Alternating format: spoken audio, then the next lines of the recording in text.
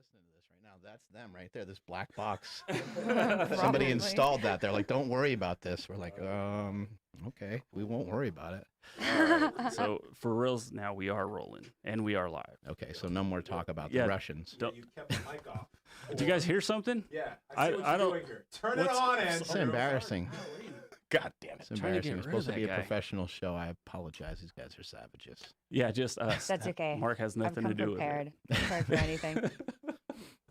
Yeah. Hey, great job with your talk yesterday. Thank you. That was phenomenal. Is it hard to take your life story or a lot of your life story, at least your medical story, and like shrink it down into 5 minutes or 15 minutes? Yeah, it actually was. I actually forgot a diagnosis. Mm. Yeah, so that's how far I had to shrink it. But I There was was- like, 4 is kind of unnecessary. We can stick with 3. What was the diagnosis that you left out? It wasn't that. It must not have been that important. Lyme disease? It was. That sounds Oh, pretty damn God. important. Yeah, it's important. Your face. That's a big deal. Yeah, a big deal. I forgot that one. Oh, shit. Let's start off with something really, really simple, because we run into a lot of people that have different issues with their skin and different issues with things that they are suspicious might be in regards to like their nutrition or their diet. There's other folks that want to kind of be in denial of it and they just kind of continue to eat whatever they want. There's a lot of people that maybe are just uninformed. And there's a lot of women, especially, that maybe are less likely to even investigate a carnivore diet for whatever reason. I don't know why eating meat would be a more manly thing, but I guess our society has kind of maybe made it so, or something like that along the way. So in your quest and in researching everything that you've gone through and in, converting over to primarily only eating meat, Only eating meat. only eating meat, what have you found, and what can you share with other folks that might be helpful for them to like at least explore eliminating some other types of foods from their diet?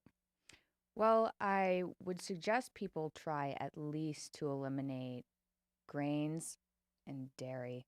I know a lot of people in the carnivore area eat a lot of dairy, but I think if you're not having success with carnivore diet, or if you have some sort of inflammatory disorder or a mood disorder, dairy can be a problem for a lot of people.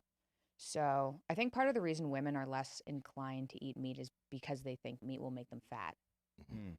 I think a lot of people think that. Like What does make people fat? dairy is a really easy way to gain weight.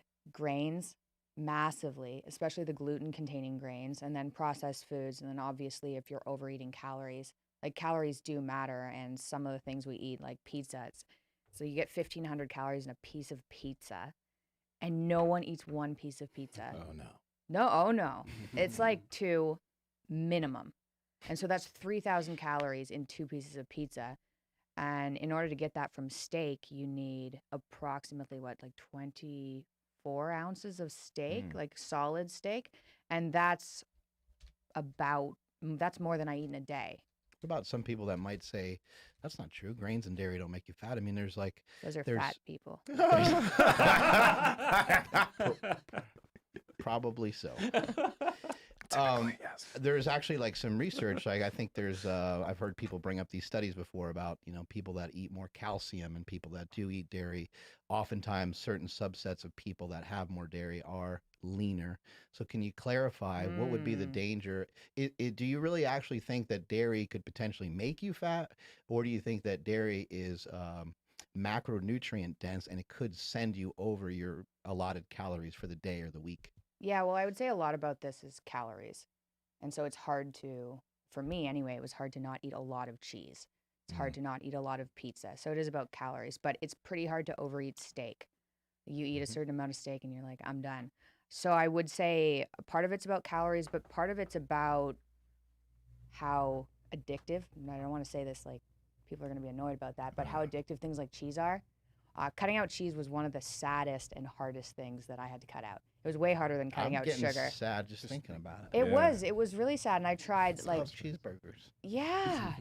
How do you eat ground beef without cheese? You can, but it's kind of sad. We, I don't want to call anybody out, but we know somebody that has fat-free cheese. It's this I man was- over I was here. His waiting name is for it. Andrew. He's wearing the glasses. Hey, He I eats can- fat-free cheese. Have you I ever can had still fat-free enjoy cheese before? cheese, and it What has the low. hell? Yeah, so it has about like half the calories of like What is full it fat made cheese. out of? It doesn't matter. Doesn't even have a cheesy texture. Well, depends on Is it squishy? If you Like- melt it and you eat it right away, it definitely has You a have to cheesy. melt it so, like, you have to make it so hot, and you can't let it stop or else it'll harden. No. It doesn't take that much to get it to melt. This The is problem this as is a soon as character it, flaw. It really is. Right? as soon as it cools off, like the packs that keep the soda together. Like how you have to like rip it apart yeah, so it's that that. way you don't kill made a out of turtle that? and shit. It's just like that. Hmm. Kind of tastes like cheese. That weird plastic Yep. stuff. Oh my God, that doesn't sound that appetizing. It fits my macros. And then so the same. Well, that's something. So the same thing might be true with grains then. Like it's not necessarily the grains that are like quote unquote making I you fat. disagree. Okay. I disagree a little bit. Okay. So yeah, I think that if you're going to keep things under your calorie level and survive only on grains and cheese or something like that, you'd be skinny, for sure. I think Grilled you'd be cheese miserable. Sandwich diet. Grilled I cheese. think you'd be miserable, and I think you'd be hungry, but you'd probably be thin. But I find that people who eat higher carb diets, it depends. You can get away with it sometimes if you're expending a lot of energy and exercising all the time. Like if you're an ultra marathon runner or someone who's working out constantly, then I think you can kind of just fuel yourself and burn it. And there's evidence that muscle burns calories a little bit differently than if you don't have as much muscle. So ultra athletes apart, I think it can seriously contribute to inflammation and an inclination to make you hungrier. And it's the inflammation that I'm more concerned about. So for people with autoimmune disorders or mood disorders, losing weight is like a plus, but their main goal isn't to lose weight, it's to not be in pain. And so I'm more focused on trying to talk to people about how to reduce pain and then have the weight loss as kind of a healthy side effect of that. I think that the pain thing that you're talking about is a big deal. So I really want us to come on to that. But you've mentioned mood disorders multiple times. And I think you're one of the main people that I've heard really talk about the carnivore, the Lyme diet, and eliminating, right, a lot of those foods that helps with mood disorders. Because you also, not just you yourself having seen that effect, but you've had a lot of people that have talked to you about how it's helped out mood disorders. So could we talk a little bit about like specifically what you've seen within that realm, mood disorders, what type of disorders it's helped with? So we can get an understanding on that. Sure. First, I'll just describe very briefly what happened to me. And so I was diagnosed with major depressive disorder when I was in grade 6, and then potentially bipolar type 2. It was dependent on which physician I went to. So seriously depressed. What does that mean, type 2? Bipolar type 2. So bipolar type 1 is the one that you see in movies, kind of, where people get manic and can be like, I'm God or God is speaking to me, that type of mania, very serious mania that leads people go into the hospital with that type of mania because it's dangerous. Bipolar type 2 is hypomania. And so it's elevated mood and elevated energy, but it's not all the way to God's talking to me. And it's mainly severe depression. So it's probably the less fun but more safe version. So that's bipolar type 2. Yeah, that's what my brother had. Bipolar type. Oh, Yeah. That's terrible. Mhm. Yeah. That's not why a he's good not one. here any longer. I mean, it's not as sad for me when I understand that his disease. I mean, the disease itself is sad, but it's a little less sad knowing how difficult each day was for him to live on this earth, how like hard it was to manage. And he'd often said, "I don't want to be here." So it in some weird way, it makes it a little easier that I know that he doesn't have to be in that type of pain any longer. We should cover this a little bit if it's okay. So from my experience, I've talked to a lot of people with mental disorders, and I was really mentally ill, and I was suicidal at times. And from what I've seen is people who are on psych meds, that increases the risk of suicidality an insane amount, and people don't talk about that. So you get somebody who's manic or super depressed, and they're stabilized with medication, and it works for a little bit of time. And then they have suicidal thoughts, and then people are like, oh, it's the underlying problem, and then their medication is raised, suicidality goes up. That happened with my dad as a response to psych meds. And the doctors were like, this is the underlying problem. And I was like, nah, this is a response to the psych meds, because I'd been on some of them. So I think one thing that the medical community isn't aware of and that really needs to be talked about more is these side effects. So you get people who are sick for sure. And I think there are things they can do about that too. But the medications we're using I don't think they're effective at all. And if you look at long-term studies on antidepressants or antipsychotics, they don't help. They initially help, and I think they're extremely dangerous. The side effects are extremely dangerous. There's this kind of side effect called akathisia, which causes people to not stand still very well. So they're like, kind of like this and uncomfortable physically, and it's like crawling under their skin. And it's so physically uncomfortable that people commit suicide on it. It's one of the leading causes of suicide. And that's a side effect of psych meds. But when you go to a doctor and you're experiencing those symptoms, people like that are often misdiagnosed with things like schizophrenia, put on more medication, and it exacerbates the akathisia more. And it's just this cycle, and it's killing people. I'm not very happy with the medical community about that. Could you imagine, like, I'm just thinking, for myself, if I had a disorder myself and went and tried to get help, or if my children had a disorder and I took them to, let's say I take them to Mikhaila Peterson. Let's say you're a doctor and you have all this experience and you have all this information on a carnivore diet, and I take my kid to you and I say, I think my kid needs meds, like he's really depressed, or she, or whatever. And we go over it and we talk about the symptoms, you diagnose, you're like, yep, they certainly do have these tendencies. And instead of drugs, you're like, here's a list of foods I think that your child should eat. And the list of foods just says meat. And there's nothing else on there. Not going to go over very I would well. say you're fucking crazy. Like, what are you talking about? How come you're not prescribing my son medication? Like, I think that he needs a medical intervention. What are you talking about? How could this be? Yeah. Kind of see like how, someone could. You can kind of see, you can really see. Yeah, right. And also some of these like mood disorders are so severe that by the time you go to a doctor, you're desperate. You're like, I've already tried things. I've already been exercising. I'm too exhausted to exercise. Or like, I've already tried swimming. I've already tried eating less. Like, I've already tried these things. I need help right now. Otherwise, I wouldn't be here. And the medical community isn't actually educated in nutrition. And the little education they do get is straight from the food guidelines, which clearly aren't working. Yeah. And you can look at America. It's not working. And you can't just say, well, Americans are lazy, because not everyone looked like that in the 30s. And there were no gyms. People weren't like, I'm going to go to the gym in the 30s. So anyway, sidetrack. If I had to tell people who are dealing with kids or something, knowing full well that I am not a physician, and this is from what I've seen and the people I've spoken with, I would say the part of the problems with medications is there are no long-term studies past 6 to 8 weeks, which is unbelievable for me. Psych meds, nothing past 6 to 8 weeks. And the efficacy isn't that high long-term.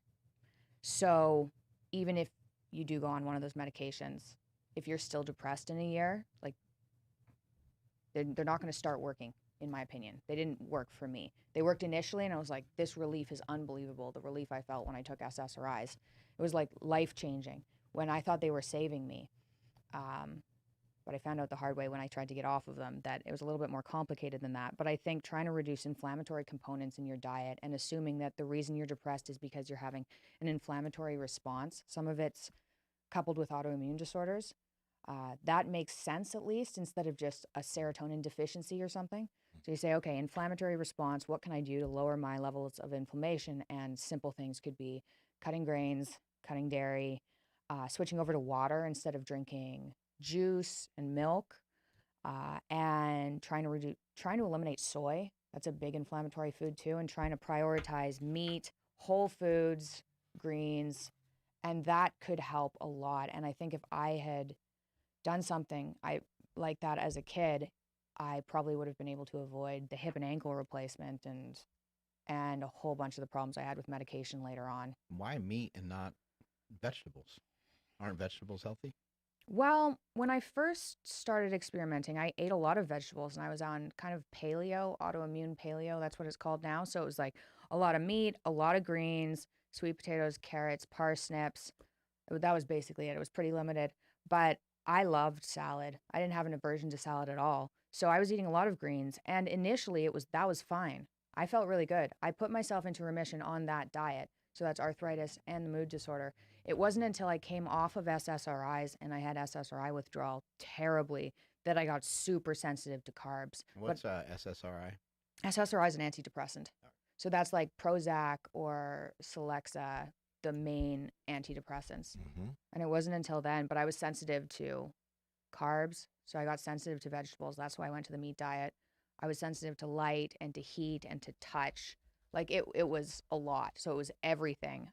But it wasn't until I came off of SSRIs rapidly, which was a bad idea, that I actually was kind of forced into the meat diet. Before that, salad was A-okay.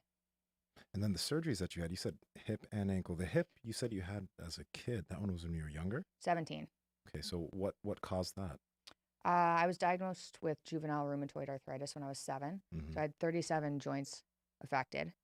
And I was on immune suppressants and anti-inflammatory medication to try and keep it under control.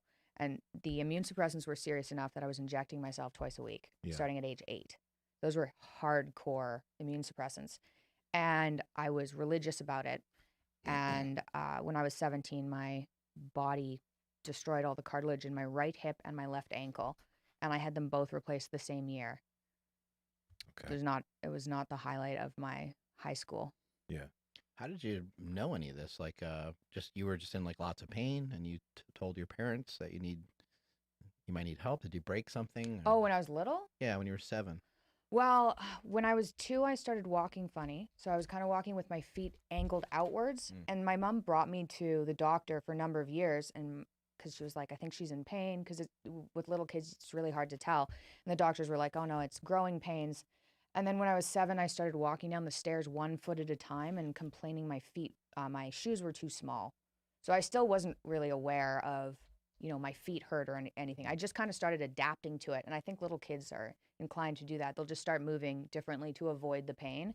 So that's what happened. And then I was brought to Sick Kids in Toronto and diagnosed with juvenile rheumatoid arthritis. And now at this point, like, how long have you been able to be off of SSRIs, and how long, because I mean, you've been on this diet for a while. Yeah. But how long have things been consistent where you're not having to pick something out, take something out, put something in? How long have things been consistent for you now? So I stopped all the medications in 2015, and the next couple of years were super rocky. Getting off the meds, I got off them too rapidly. I didn't know that you couldn't do that. And that was rough. And that was when I went from paleo and slowly went into all beef, lamb, lion diet, carnivore diet style. That was December 2017. And I improved quite rapidly after that. It didn't feel rapid at the time, but within 5 months, everything was in remission again. And so that was May. I remember actually, it was the arthritis let up after a couple of weeks of going to all beef. And then the depression let up about 6 weeks in. And then the lingering anxiety, which was horrible anxiety, that was 5 months. And I remember the day that it just went off. It was May 5th. That was 2017. 2018, sorry. I just remember the day, obviously not the year. Anyway, 2018. And since then, it's been pretty stable. So I've tried, for 2 years, I didn't do anything. I was like, oh my God, I'm in remission. I don't have a mood disorder. I'm not on any drugs. I'm happy. I've never been happy. Like, let's just not touch anything. I didn't touch anything for about 2 years. And then I was like, okay, maybe I'm less sensitive now. Like, let's start to reintroduce things, because 2 years of only eating like beef, salt, and water. At that point, I didn't even try lamb. And now I eat mostly lamb, but I was like, I'm not touching anything. It's not easy, but the alternative was so much worse that made it easier. And then I started experimenting a little bit. And then since then, I've had some flare-ups from reintroducing and then being like, oh yeah, no, I'm still sensitive. So I haven't been able to vary the diet at all. I haven't been able to add in greens or even like organic pressure cooked berries. Like, I can't do anything without getting arthritis again. My skin gets screwed up. I get bloating. Like, it's enough for me to be like, nah, can't do it. So in your story yesterday, you talked about how you could deal with a lot of different things, and you're like, my ankle hurts, my hip replacement, all these different things that you had to deal with. But once a rash got to your face when you were young, you were like, fuck this. Like, that's very understandable, because now it's an outward thing that everybody else can see. Can you kind of explain or describe your childhood to us? I mean, it sounds like, most kids are out playing with their friends or hopping on a bike, and they're going and doing kind of like whatever you want when you're a kid. And it doesn't sound like you had that experience or were able to have that experience. So when I combine it into a 12-minute TED Talk, it sounds that way, but I still did kid things. Like I had good friends at school. When I first went on immune suppressants, they put all my, they got rid of all my pain initially. It just didn't hold up. But initially I went from being like nearly wheelchair bound to being on all the sports teams in grade 5, except for volleyball. It still pisses me off, but like all of them. And I was in remission until grade 8. So from grade 5 to grade 8, I was on antidepressants. So I still had the mood disorder, and I had fatigue, and I had itching. I had other symptoms, but the actual arthritis wasn't there until grade 9. And then for whatever reason, it came back. So it wasn't bad. Like my childhood, I didn't think it was bad. I didn't think I had a bad time. Even the year I had my hip and ankle replacement sucked, for sure.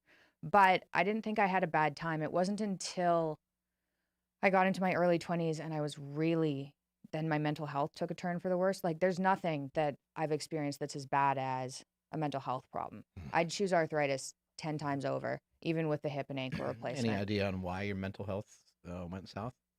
Yeah. I went to university. This is my theory anyway. I went to university and my diet changed quite a bit. So at home, we were on the standard American diet, but we were on the healthy version. We were eating like that horrible bread that's full of seeds that it turns out it's not healthier for you. But my mom was like, you have to eat the seedy bread. So we were eating an organic food. Yeah. It's like always stale too. Oh God, it's so awful. Yeah. So I was on that at home. And when I went to university, I was like, freedom, cinnamon toast crunch, beer, and pizza. Yes. And Ichiban noodles. I don't know if you guys have been. Yes. I fucking love Ichiban. Chicken Ichiban noodles. Anyway. You need to get back to those, right? Oh God. Anyway, that was my diet. Like I moved out and was like, I'll drink, I don't know what I was thinking. I can remember going into Shoppers and I got like not brand name ginger ale. And for some reason I was like, because it's not the brand name, it must not have as many calories. I was just like, I don't know. I was 19. My brain hadn't fully grown in. I don't know what I was thinking. So hadn't fully grown in. That's a great way of putting it. There's two gems right there because like the lower end company probably couldn't afford to add all the calories, right? That makes sense. I like that. There might be fewer. I don't know. It wasn't good, but so yeah, my mental health took a turn for the worse. And looking back, it's like, well, duh. But at the time, I really didn't think anything I ate mattered. I was like, calories I get, but I don't think anything matters. And I'd been told by the medical community since grade 2 that nothing I ate made any difference to anything. They're like, exercise. They did say like, maybe you should exercise. There's some evidence that can help. They're like, oh yeah, no, diet doesn't matter at all. So when I got there and it was like eating pizza and Ichiban, it was like a matter of 2 months and I was so volatile. It was absurd. I was having cycling hypomanic episodes. So it wasn't full mania, but I was going like, full of energy crying in minutes. Right. And I had a couple doctors that were trying to stabilize me and they tried a few different medications. One of them gave me a seizure in the library at university. I stopped taking that one. But things got bad rapidly. And later I found out that I have celiac disease, which is the autoimmune disorder associated with eating gluten. So when gluten hits the gut, it just screws up your gut. But I never had gut pain, so I never looked at food. And so when I went to university and started surviving basically on wheat, like it's no wonder that my mental health plummeted. And when you were going through those bouts like that, you mentioned you were like had a lot of energy and then you were sad and you were going back and forth. That wasn't necessarily from any particular thing. It wasn't necessarily from a relationship. It wasn't necessarily from the pressure of school or anything like that. It may have been from the foods that you were eating, I think. Well, I mean, at the time I was like, my roommate's driving me crazy. So at the time I was like, my roommate's really making me crazy. So for people, at least for me, when I had a mental illness, is I was depressed and I was like, sometimes I was like, okay, there's nothing wrong really, but your mind attributes things. So you're like, if you get depressed and you're kind of depressed, your mind's like, why am I like this? And it'll go to that one relationship that's a little bit off and be like, you know what, you're causing this, right? So, which is one of the miserable parts of being mentally ill, because you end up pushing people away who love you, which is just terrible. So yeah, I attributed it to my relationship, or the fact I was away from my parents or my roommate, but it was solely diet, I'm sure.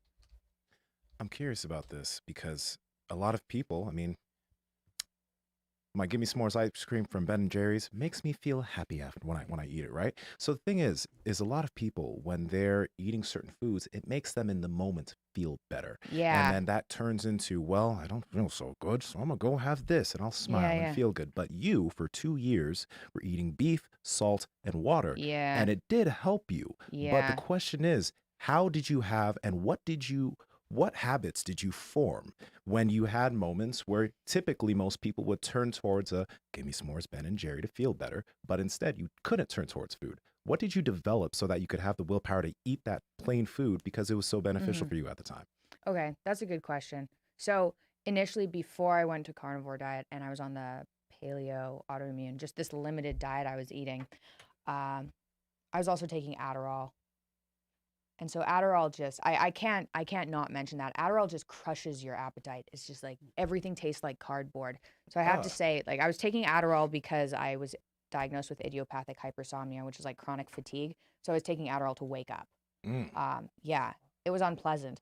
But I would say realistically that first month, I didn't experience as many cravings because I was on Adderall. So I didn't have, like, everything tasted bad. Yeah. So, but in order to get to the part where I first cut out foods, I probably read 1,200 articles trying to figure out a link between diet and anything. And the first one I came across was celiac disease. And so I cut out gluten. And then it wasn't really a habit I formed. It was just, okay, there is scientific evidence that gluten can cause celiac disease, and I have celiac disease. There goes gluten. And then I read another scientific article, and it was like people with celiac disease are also more inclined to have a mental disorder or another autoimmune disorder and be sensitive to dairy. And I was like, oh, okay, well then I'll cut out dairy because there's evidence that dairy might be a problem. And then when I realized that other foods were impacting me, I don't feel like I had some sort of inner strength. I felt like when I tried to reintroduce them, I felt so awful that I didn't really need any inner strength. I was like, that makes me feel like I want to die. If I eat something and then I want to die after eating it, I don't really want to eat it anymore. So, and then for the cravings, they kind of made me angry at that point, because I'd eat something, I'd feel terrible. I'd have this like month-long autoimmune flare-up, mood disorder flare-up, and then I'd have cravings for it. And I'd just be like, fuck you, body. You already ate my hip and my ankle. Now you're telling me to eat the foods that are making me sick? Fuck you. And so at that point, when I went to beef, salt, and water, because you eat that for, even if you eat it for like 4 days, you get this kind of aversion. And you're like, okay, I don't want to eat that anymore. At that point, I was just like, if you don't want to eat, then you're not hungry. And so then I'd fast. I was pretty angry at that point. I was like, fucking don't eat then. Don't eat anything. And then it'd be like 24 hours and then steak would smell good again. Be like, okay, there we go. Now you're hungry. But I was pretty unhappy with everything. So I think I got some of that like power from just anger. You ever got addicted to any of these drugs, or most of them make you feel like shit? Yeah, some of the medications I was on. Yeah, so I took OxyContin for a year when I had my hip and ankle replaced. And if I hadn't taken OxyContin, I don't think I would have made it, because there was no cartilage between both joints and I couldn't actually sleep. Oh yeah. There's pictures. There's literally, like, I have an x-ray and there's a little chunk out of one of my bones in me.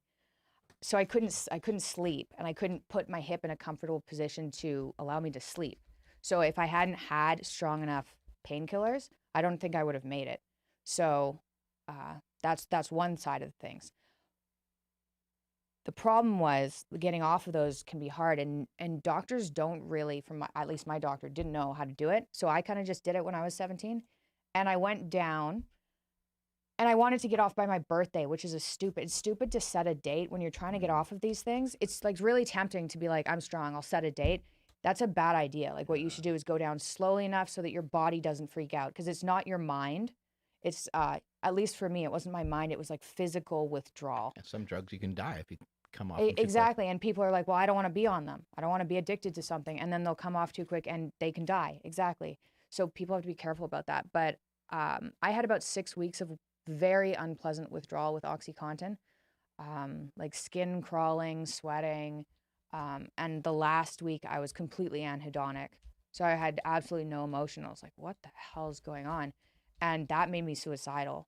So I remember being in the bathroom being like, why am I even here? Like, why do I bother? And then thinking, okay, maybe this is withdrawal. Just wait a week and see. And I popped out of it in a week. And after 6 weeks, I felt better, but I could feel cognitive kind of function come back for the next 2 years. So it was really hard on my brain. But since then, I've had other surgeries. I had to get my ankle replaced again to fix the first replacement. That was a pain. And I was on morphine.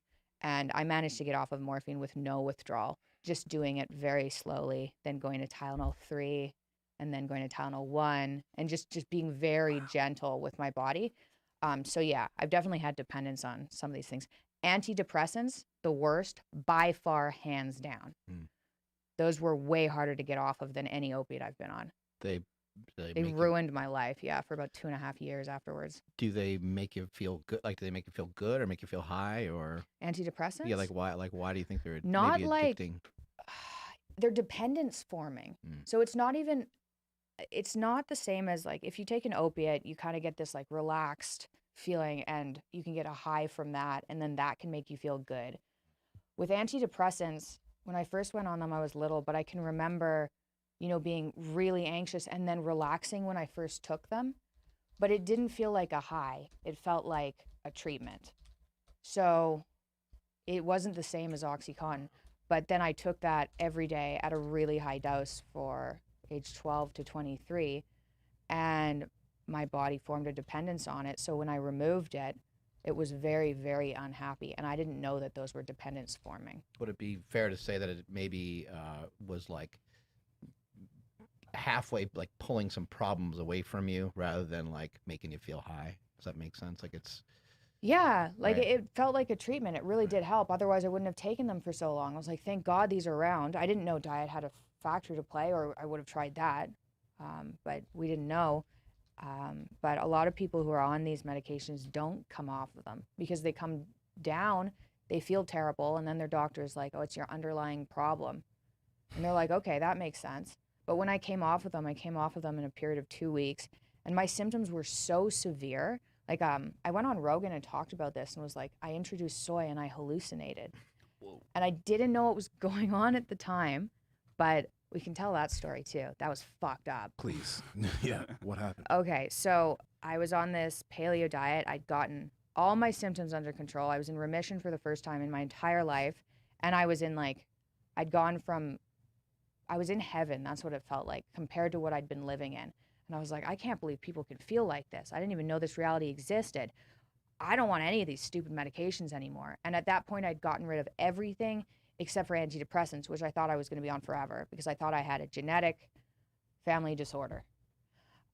So I weaned down, didn't really notice, but I only weaned down over a week. And then the next week I went off. And I thought because I'd weaned off of opiates, I thought I would be able to feel something coming down if that would, trigger withdrawal, but I didn't feel anything. So I just stopped taking them. I was like, okay, everything's fine. I'm on this diet. 2 weeks later, I tried to reintroduce soy because I was having massive soy cravings. Massive. Like I went out and... You get that a lot? Soy cravings?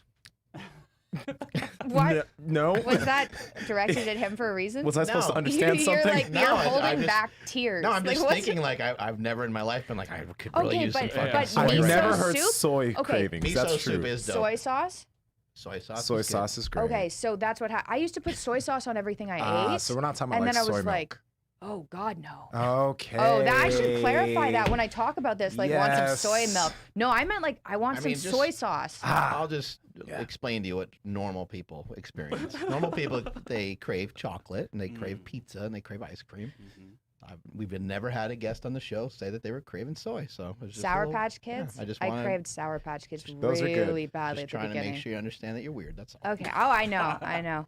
I came over here with my suitcase and I have an air fryer in my bag. That is awesome. Okay, let's talk about this later. Like, we got to talk about this later because after we talked about the air fryer last episode, we got to talk about that. But soy, let's go. Okay, back. Oh yeah. The Or soy maybe write experience. that down so you can circle back. Maybe you'll forget. I'll write that Air down. fryer. Probably not, but all right. Soy. Soy. Okay, so I went out. Yeah, it was soy sauce. I went out and I got like homemade miso soup because most miso soup has gluten in it. In case people didn't know, most soy sauce has gluten in it as well. So I had to like source the soy ingredients so I could have a pure experiment. And I ate a whole bunch of soy in a whole bunch of different forms. I was really craving it. Edamame beans, miso soup. There was something else, tofu in the miso soup, like all forms of soy. I was like, fuck, if I'm never going to be able to eat this again, I might as well go out with a bang. That's what I used to do when I reintroduced foods until I realized that was a terrible idea. So I had a whole bunch of soy and my body just flipped. So I got bloated. My stomach was super upset. I got super nauseous. About 3 hours later, I got covered in this full body itch that I used to get, where it's like mosquitoes are biting me. And I was like, oh, okay, maybe I don't like soy. Whatever, at least I'm happy. And the next morning I woke up and the depression was back with a vengeance. And I got into the shower. Like I remember this vividly because I woke up and I was like, oh my God, something is wrong. I was so happy yesterday. Something's wrong. And I got into the shower and I was leaning against the shower wall, crying, being like, how could I be so arrogant as to think I could control this with diet? How could I have hope? Many years after I had my hip and ankle replacement, I told myself I wouldn't have hope anymore because I kept having my hope crushed. So that was a rule I had made for myself. And then I'd put myself into remission, gotten hopeful, and then this depression was back. And I was like crying in the shower being like, how could I be so stupid? And then I was like, wait, no, like, let's think about this clearly. My stomach was upset. I got a full body itch. I was definitely happy. At that point, I was taking notes about my health. So I had like my mood on a scale, my digestion on a scale, my sleep on a scale, my itch. Like I had lots of symptoms there. Anyway, so that was day one after the soy reaction. I was like, well, maybe it'll only last a few days. So day two, it was worse. Day three was worse. And I went over to my parents and I was like, I can barely move.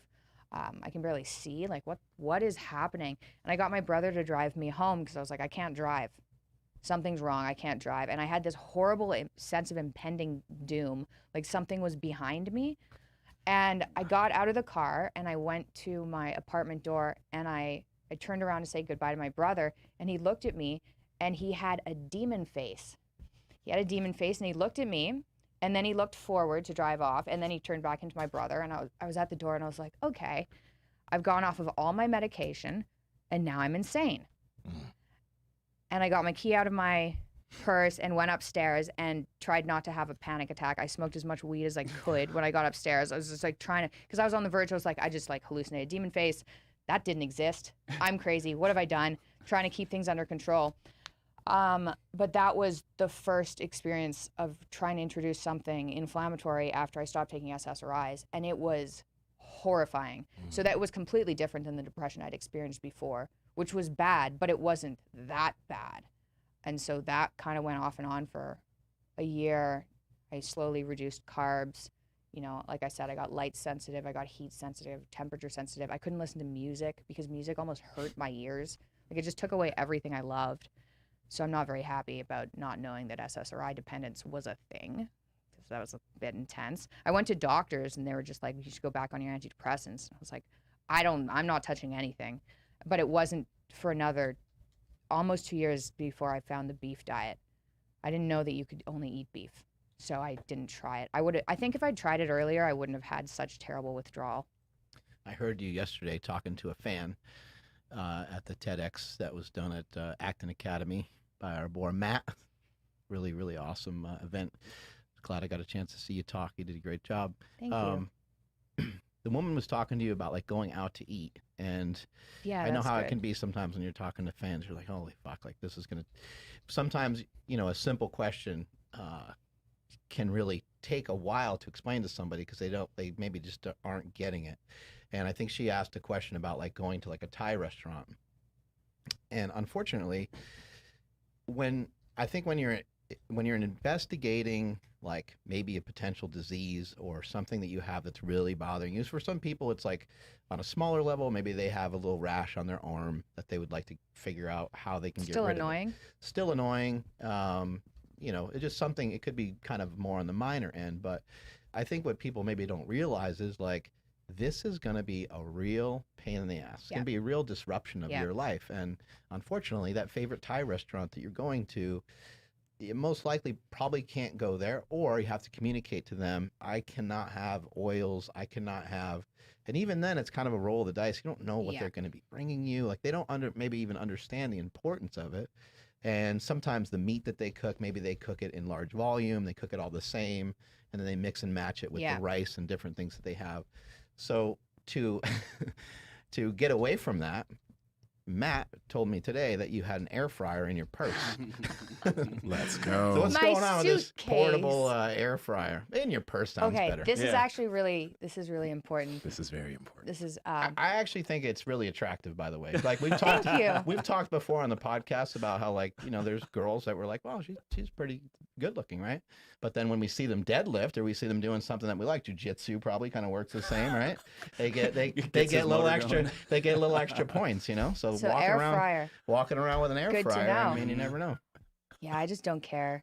One comment before we talk about that, one comment about people. In order to change your diet and get restrictive and fix your health problem, you have to be able to do anything. You have to be at the point in your life where you're like, I will do anything to heal. Anything. I'll give up anything. I'll go anywhere. I'll do anything. So I was at that point because I was so sick I thought I was going to die. I was like, I don't care. I'll do anything. So it's like, I was still mad about things. I literally cried when I had a reaction to cheese, full on cried, like for 2 days. It's like, I can't eat cheese ever again. I bawled.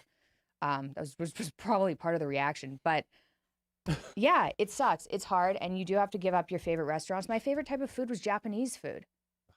Like, what am I going to eat at a Japanese restaurant now? I don't want to eat raw beef. So anyway, air fryer. This is a really good hack for anyone who has food sensitivities and is traveling.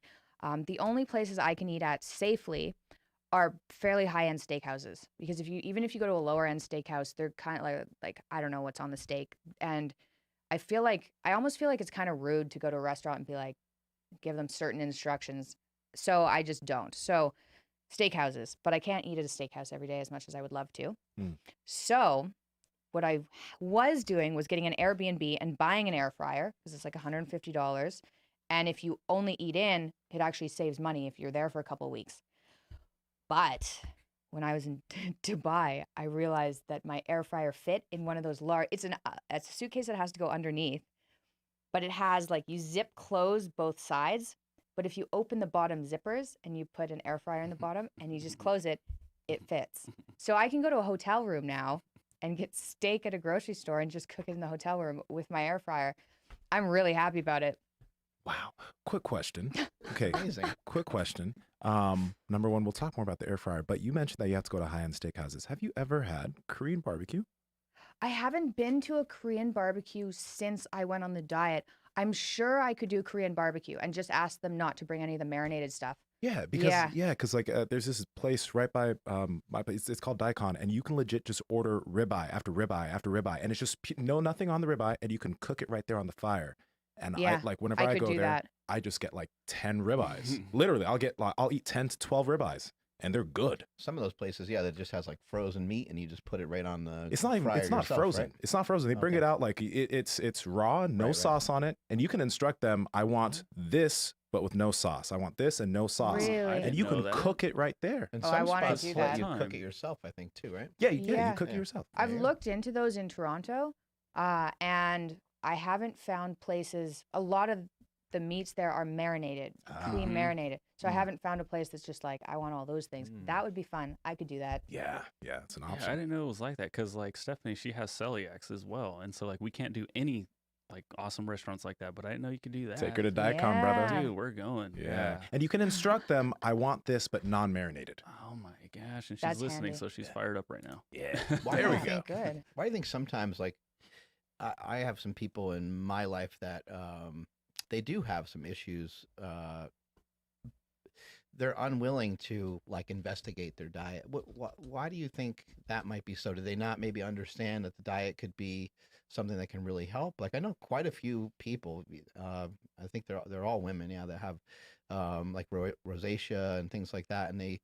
I know why. I guess they just don't. I don't even know if they just don't want to try. Like it would be too hard or too disruptive. What are your thoughts on that? So I can tell you what happened to me. I'm not sure because people are different, so I'm not sure. But for me, I went to the medical community in grade 2. And so from grade 2 until I was 22, every single thing I was told from people in places of authority was diet has nothing to do with your health. This is coming from the scientific community. So when somebody came up and was like, you should change some of the things you eat, I was just angry because I was like, first of all, you have no idea how much I'm suffering and how dare you suggest that something like diet could fix it. 2, the scientific community would have figured it out already, right? And so that's the place I came from. Yeah. So when the way I got to diet was through the scientific community and looking at the link between gluten and autoimmune disorders and mood disorders. Now, most doctors don't know there's a link, but if you can research, you can go read those papers and there's a link. So I started through the scientific community. And now I'm so far past, like, I don't trust anybody anymore. But I would say most people are suffering, and they've been suffering for a very long time. And they're insulted when you say something as simple as diet could fix it because it takes away from the amount they're suffering. And they're told by the scientific community it doesn't work. I think the way around that, I think the part of the reason my stories helped people is because I say, this is what happened to me. It's not your fault. You're not lazy, because a lot of sick people are just told they're lazy or there are things that they should do. And like adding on something else, like change your diet. It's like, if you tell someone who can't get out of bed, they should change something. They're like, I can't get out of bed. I can't even think well enough to change an aspect of my diet. So I don't think it's because I think it's because people aren't educated in it. I like what you said there. Like, it can be insulting when somebody is in criticism of the pain that you're going through. Yeah, or like, you should do something to fix it. And it's like, what the hell do you think I've been doing for the last 10 years? Just being happy about the pain? Like, I've tried things and nothing fixes it. It's like, oh, but there are some things. But you can fix a lot of your issues, right? Like people should know, people should at least understand. Yes. Like I'm a big proponent and a big believer that you can fix a lot of anxiety. You can fix a lot of depression. Me too. I also am, I've never really suffered from a lot of those things. So I want to point that out. Like, so I don't pretend to know that I know what it's like to be on that side of things. But I do believe that you can solve a lot of your own problems. And I do believe a lot of it has to do with, your nutrition. Telling somebody to exercise is an interesting thing because you've mentioned multiple times kind of being almost debilitated, almost completely paralyzed, not only by the physical pain that you had, mental, but by being like depressed. And that's a tough situation where there might be some folks that are overweight, they have some depression, and we're saying, hey man, get up off the couch and go for a walk. And they're like, I can't move. They're like, they're kind of just, they're angry. They're like, fuck you. You don't understand. You don't understand why I'm on the couch. You don't get it. Yeah, I would say healthy, and I say this, healthy people want to exercise. Like if you're a healthy person and you're sitting down all day, you're like, oh my God, I got to move. People who don't have that, some people don't have that if they're not healthy. And then usually I don't go after the exercise because it's really hard. I've been the person on the couch, and I was exercising and it wasn't helping at all. And so that was pretty disappointing. So usually for those people, I say you can start by cutting things out or at least replacing things in your diet. So at least try and cut out grains. Or if you can't do that, which you should be able to do, but if you can't do that, cut out the gluten containing grains. Just switch over to like keto crackers or paleo crackers. Just like literally just do these tiny changes. Switch over to drinking water. I was so sick, I didn't like water. I didn't like the taste of water. Isn't that crazy? Yes, that's. Yeah, I didn't like the taste of water. And so that was so I was drinking sparkling water. I still have my San Pellegrino down here somewhere, but I didn't like water. So start small and don't necessarily start with exercise. I would start with diet. And then if you can get your inflammation down and have some more energy, you're just going to want to exercise. A lot of people with autoimmune disorders I've found are so sick that sometimes they need to heal for about a year before they start exercising. So they're eating more calories than they need, and their body's just repairing itself before they have enough energy to exercise. I was kind of like that, but now I'm into the whole exrise thing. I actually think that you need to be healthy enough to lose weight too. So some people, Yeah. they try, diet, and they try a little bit of exercise, and they're maybe stuck for a bit. But it's my belief that you need to kind of turn your body to be at least a little bit healthy, to lose it. to lose it. agree. I think otherwise you're kind of stuck. Yeah. And getting rid of some of the inflammatory foods is the easiest way to do that. We touched on this a little bit earlier, but I want to get like some really clear clarification here, because I want to know what your messaging is, because to women specifically, to help them be open to eating more meat. Because I notice when I talk to my female friends about this, or even family members, there's still this intrinsic negativity towards meat of all forms. You mentioned that they believe that meat's going to make them fat, etc. But it's like there's more there, where it's very difficult, especially being a man, to talk to them about how this could actually be very beneficial. So from your experience, like, what are some things that maybe they could be looking up or paying more attention to, or even people like yourself that they can go look for more information from? Because, to be perfectly honest, I can understand how looking at someone like me saying, eat more meat. Yeah. Like, I don't want to look like you. Look yeah, exactly. Right. So how can you help us out there? Okay, so first off, what I usually tell people is once you kind of reduce some of the more addictive foods, like the processed foods, you can kind of start to trust your body. So women are pretty intuitive, and I didn't even think intuition was a thing. I was so far in the kind of logical area, I ignored all that. But women are fairly intuitive, and if you eat something and then it makes you bloat, don't eat that. Right? That's pretty simple.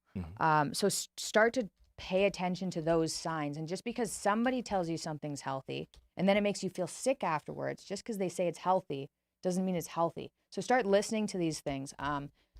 Some people have a problem with aged meat, so that can be tricky. But like something like lamb, try it, see how it makes your body feel. If it makes your body feel good, that's good.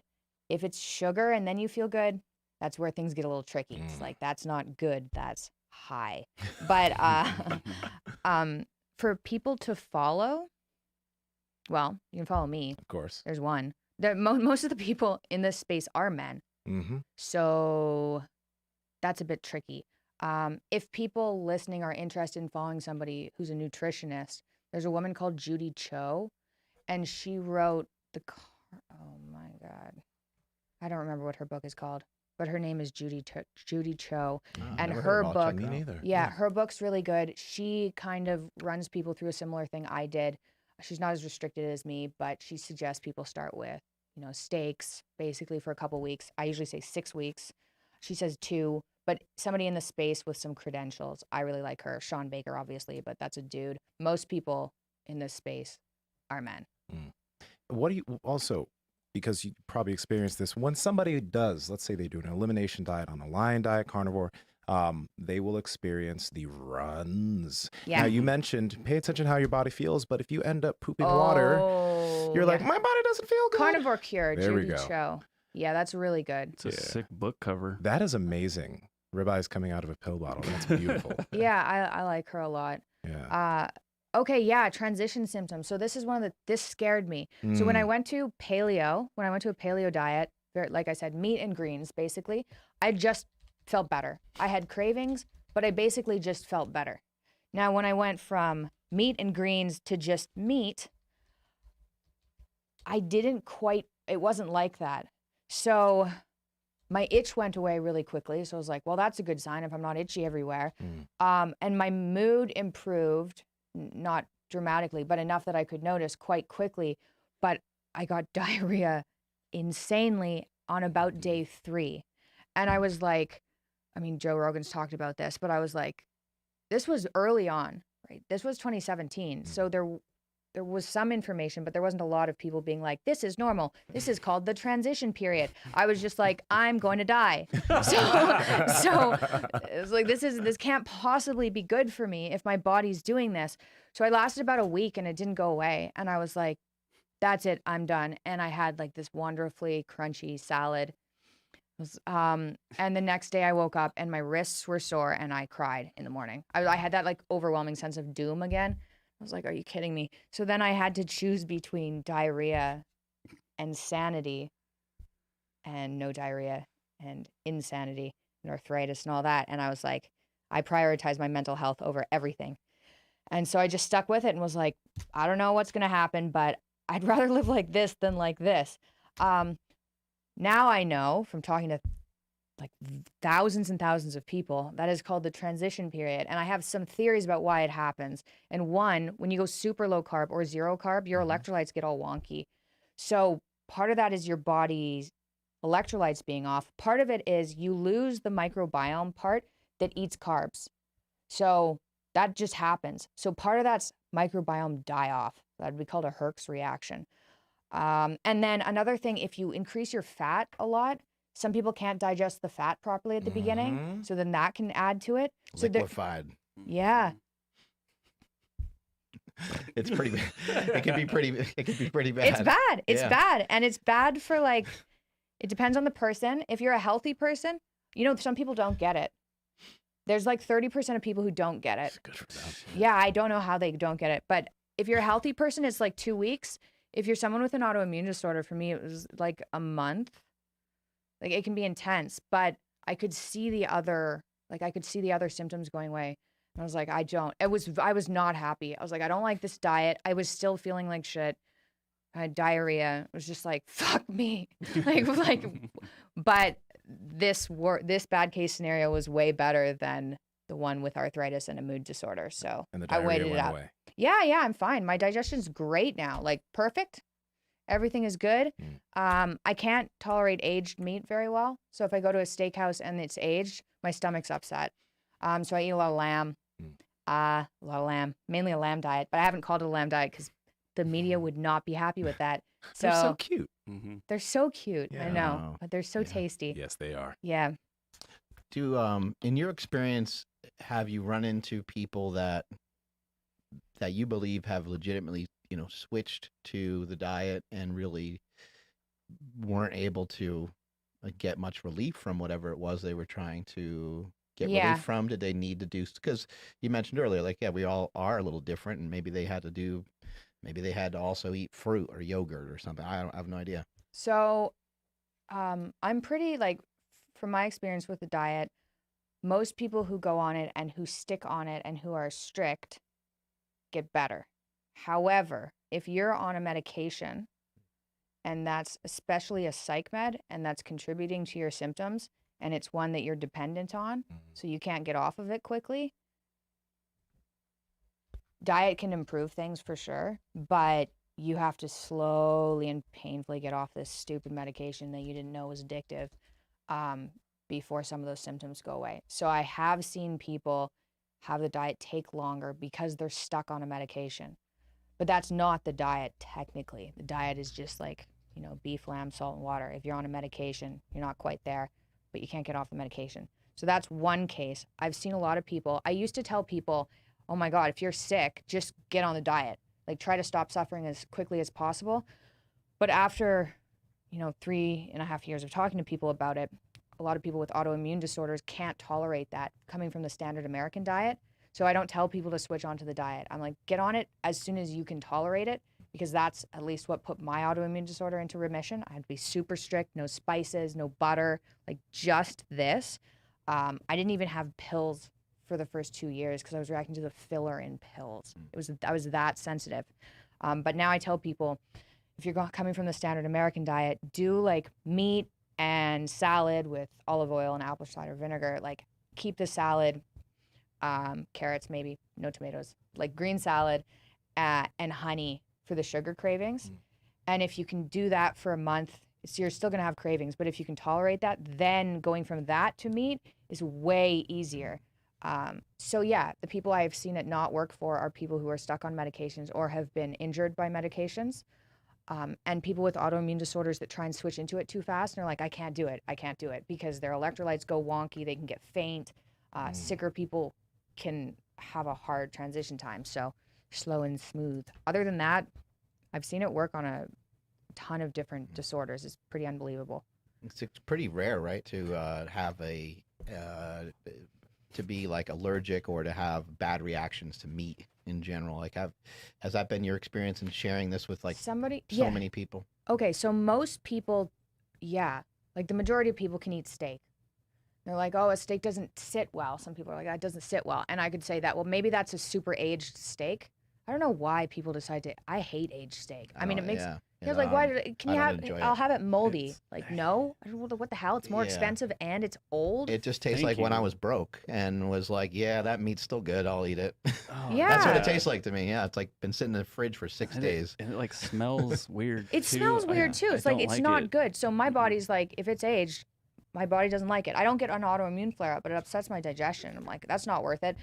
Lamb is aged a lot less. That's why I'm eating lamb mostly, especially in North America. It's hung for a lot less time, so it's just less aged. I went to Croatia where the beef is fresh. Like, they're just like cows on the hills. And I was buying $3 a kilogram beef in the grocery store, and I had no reaction to that. Like, no stomach problems at all. But it was like a little tougher. It was really good, though. So it's just aged meat. I don't remember where I was going with that. Yeah, I was just asking, like, have you run into some people that are like allergic to meat? I mean, Okay. My understanding is like there's some subset of people that have gotten bit by a Lone Star tick. Yeah, I've heard about that. They have a hard time allergic to beef. With beef, but for the most part, most of the people that you suggest this to, they may have thought they had an issue with beef, but when they switch over to like eating beef and making sure it's not, drowned in like teriyaki sauce or marinade and stuff. Not too old. Most people have success with it. Yeah, I would say most people have success with it. Autoimmune folks too. I have seen a couple of people with anaphylaxis to lamb, which is bad. But I've also went to Hungary and talked to these doctors that run something called Paleomedicina, where they actually have a clinic that uses basically the same diet. It's a bit different. They prioritize fat more than I think is necessary, but they use that. And they said people who have allergies, full-on allergies to beef, heal. So if they avoid the meat they're allergic to and do it for long enough, that allergy goes away. But that is super, super rare. And most people were like, oh, I don't eat steak because it doesn't sit well. They're eating aged meat. Have you ever gotten tested for worms? I have tested everything I could possibly test for. Yeah. So I went down that route first. You never had any of that weird shit? I had a Candida overgrowth. Was that a long time ago, or? Yeah, it was a long time ago. And I got rid of it with the paleo diet, the meat and greens. I got rid of it with that, but nothing else. The only thing that showed up on any of those tests was Lyme disease. So I think that could have been a problem for my arthritis. But my dad has a bunch of the autoimmune symptoms I have, and he doesn't have Lyme disease. He doesn't have arthritis, but the neurological stuff, like the psych stuff. So it's not just Lyme disease. I tell you this a million times. Your dad's had a huge impact on my life. I love the hell out of him. Never had an opportunity to meet him, but I really appreciate all the work that he's put out. He's done such a great job. Thank you. I appreciate you reaching out over the last couple of years when I've been like, things are fucked. I am not doing well. And you've just been checking in. You're like, how are things? That was really nice. You're very strong, and I think you have a great message, and I think that more people need to hear it. So I'm like, we need to keep this girl cranking. We need to keep this girl going. We need this message to get out there in a bigger way and continue to get more people open to it. Because I think sometimes, if it's just like men talking about it, sometimes just men will do it, and sometimes we won't get enough females to jump in on it. Yeah. With anxiety and depression, how do you deal with it now? Like when something kind of hits you now, are you like, oh shit, here we go again. I wonder if that's something I ate. And you're like, no, I didn't. That's weird. I didn't go off my diet. But anxiety and getting depressed, I believe they're fairly normal. I think we all get a little bit here and there. We get a little flustered here and there or overwhelmed. How do you deal with it now?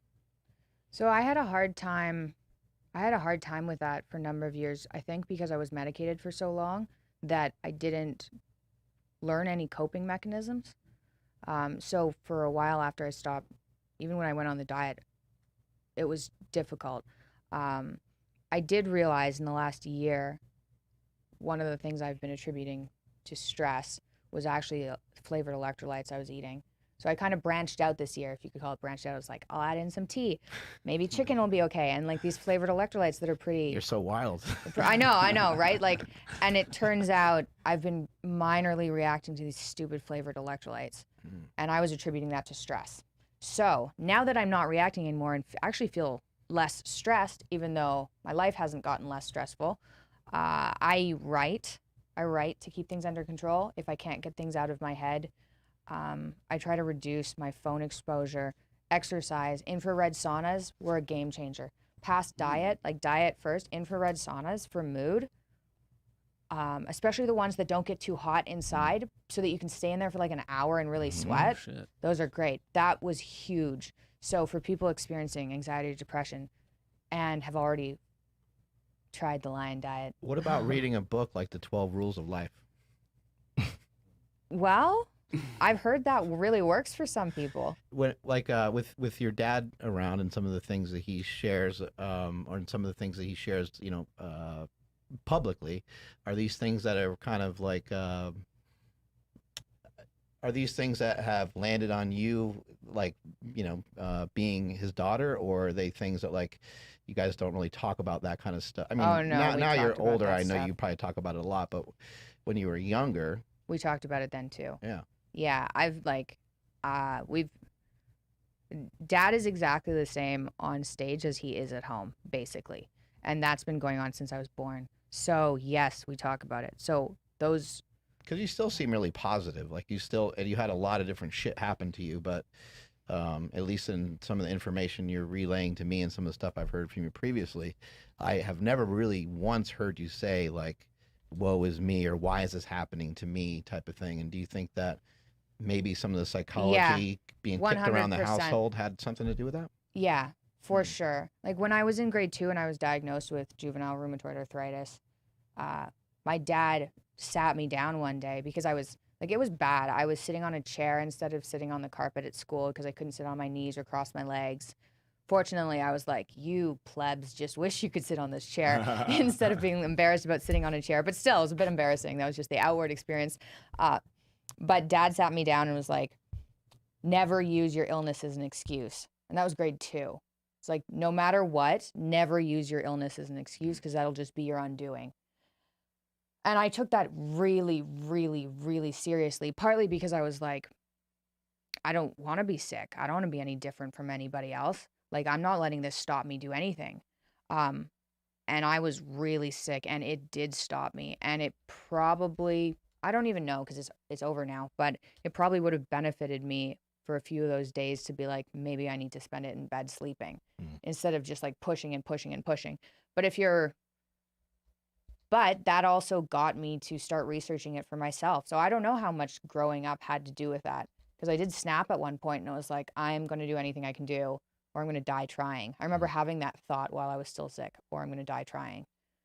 And I didn't die. So yay to that. That's great. You weren't using an excuse. You were being proactive. You were doing something. Yeah, and it wasn't like one of the things I tell people is it's not your fault. If you have an autoimmune disorder, it's not your fault. Something happened, like genetics, bad luck, definitely bad luck.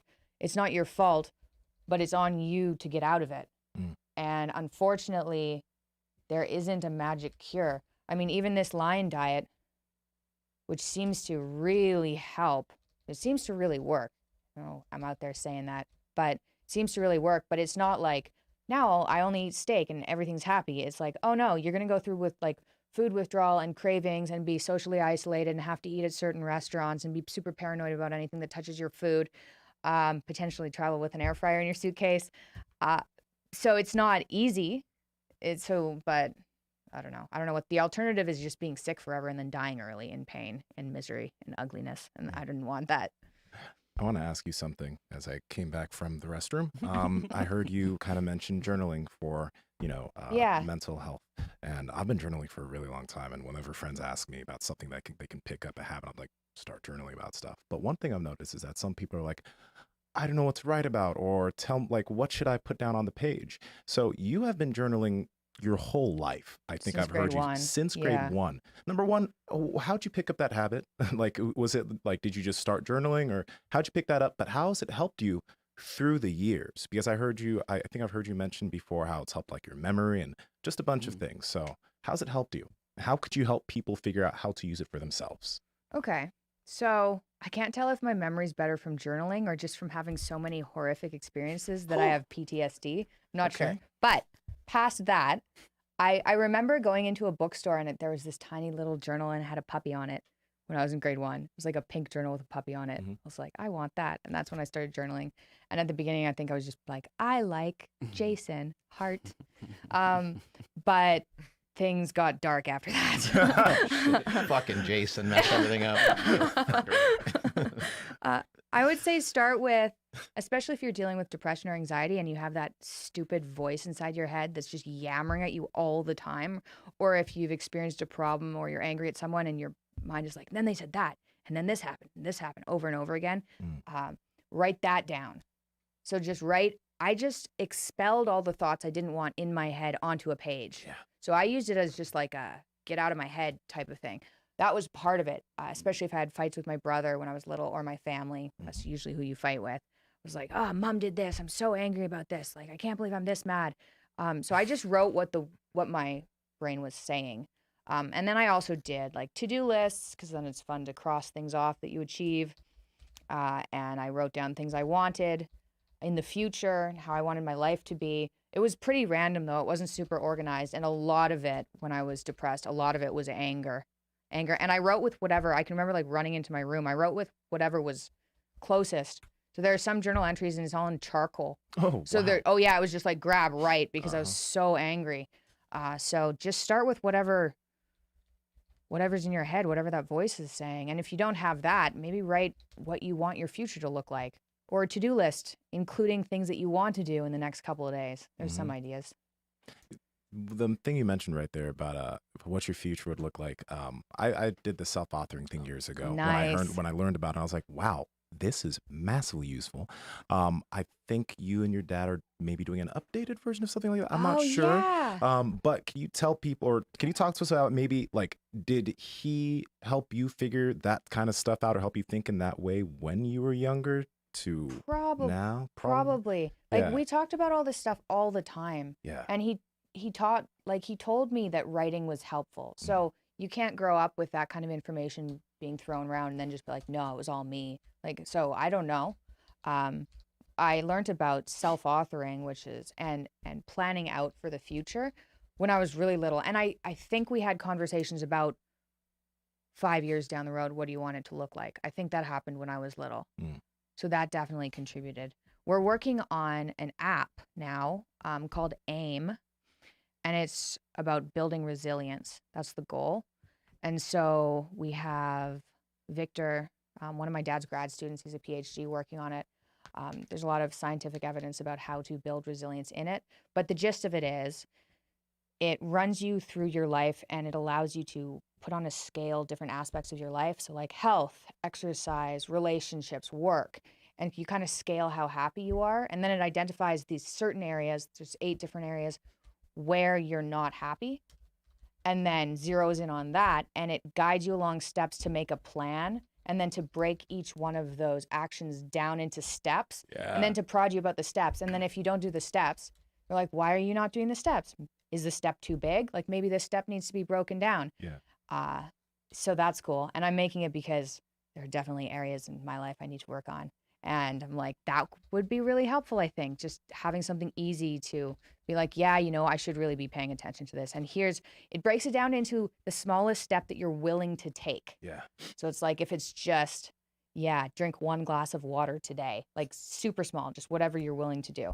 I'm excited though. I think that's great because there's like a lot of stuff that we hear about and we're like, oh, that would probably be a good idea for me. And then you hear about it again, you're like, that would probably be a good idea for me. And you hear about it, and it happens over and over again, but you never get yourself around to doing it. Something like meditation or things of that nature would be simple to incorporate, especially if you got a reminder like, hey, you know what, just why don't you take 3 minutes to go do that? Yeah, there's a bunch of things that could be helpful. I've wanted to start making a morning routine app or a habit stacker app. Like all these little tricks you can have to be super useful. I want to drill into the listeners real quick, though, how useful the self-authoring and probably what AIM is going to be, because self-authoring, like, that was a lot of work. It took a lot of hours to do. Oh my God, yeah. It took a lot of hours to do. And so whenever I talk to friends about it, they look at it and they're like, bro, I don't think it's I want work. to do this. Hours and energy. Hours and it's energy. work. Crying. Bro, oh my God. When I did Yeah. the past authoring, that shit made me get emotional. Like because it really has you dig into certain aspects of your past, etc. That is so important though. It is. Yeah. But the funny thing is I read it like I don't know, 8 or 9 months ago. I was like looking at what I read when I was 24 and I was like, that's cool. oh shit, this is fucking dope because I'm doing a majority of the stuff that I said I wanted to do, right? Because it really has you plan things out in specifics, you know? Yeah. So it's sick. I love self-authoring. The past, so part of, I finished my book, but it's not going to be out until maybe February. What's the name of the book? Could Be Worse. I got a little bit of hell from that. You get hell on social media, but it was like, your life isn't so bad. And I was like, do you still have all your joints? Like, it was not great. Like, yeah, it could have been worse. That's the point of the book. There you go. But self-authoring past, part of the reason I wrote the book was because I had so many of these bad things happen to me that it was like, gotta get them out of my head. Like one of Dad's like lessons is if a memory still makes you cry, write it out fully.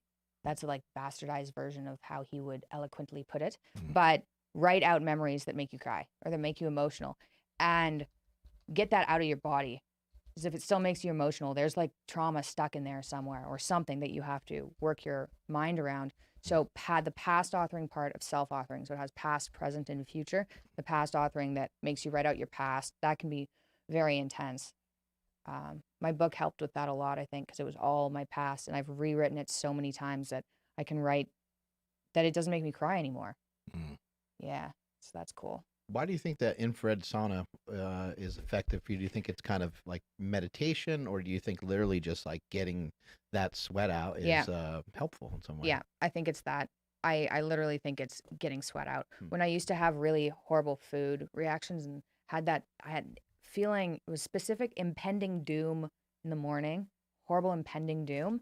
If I got into a sauna and sweated for like 30 or 40 minutes, and that's one, like I said, it's not too hot. It's just the kind that really makes you sweat. About 30 minutes after I got out, I would have a significant mood boost.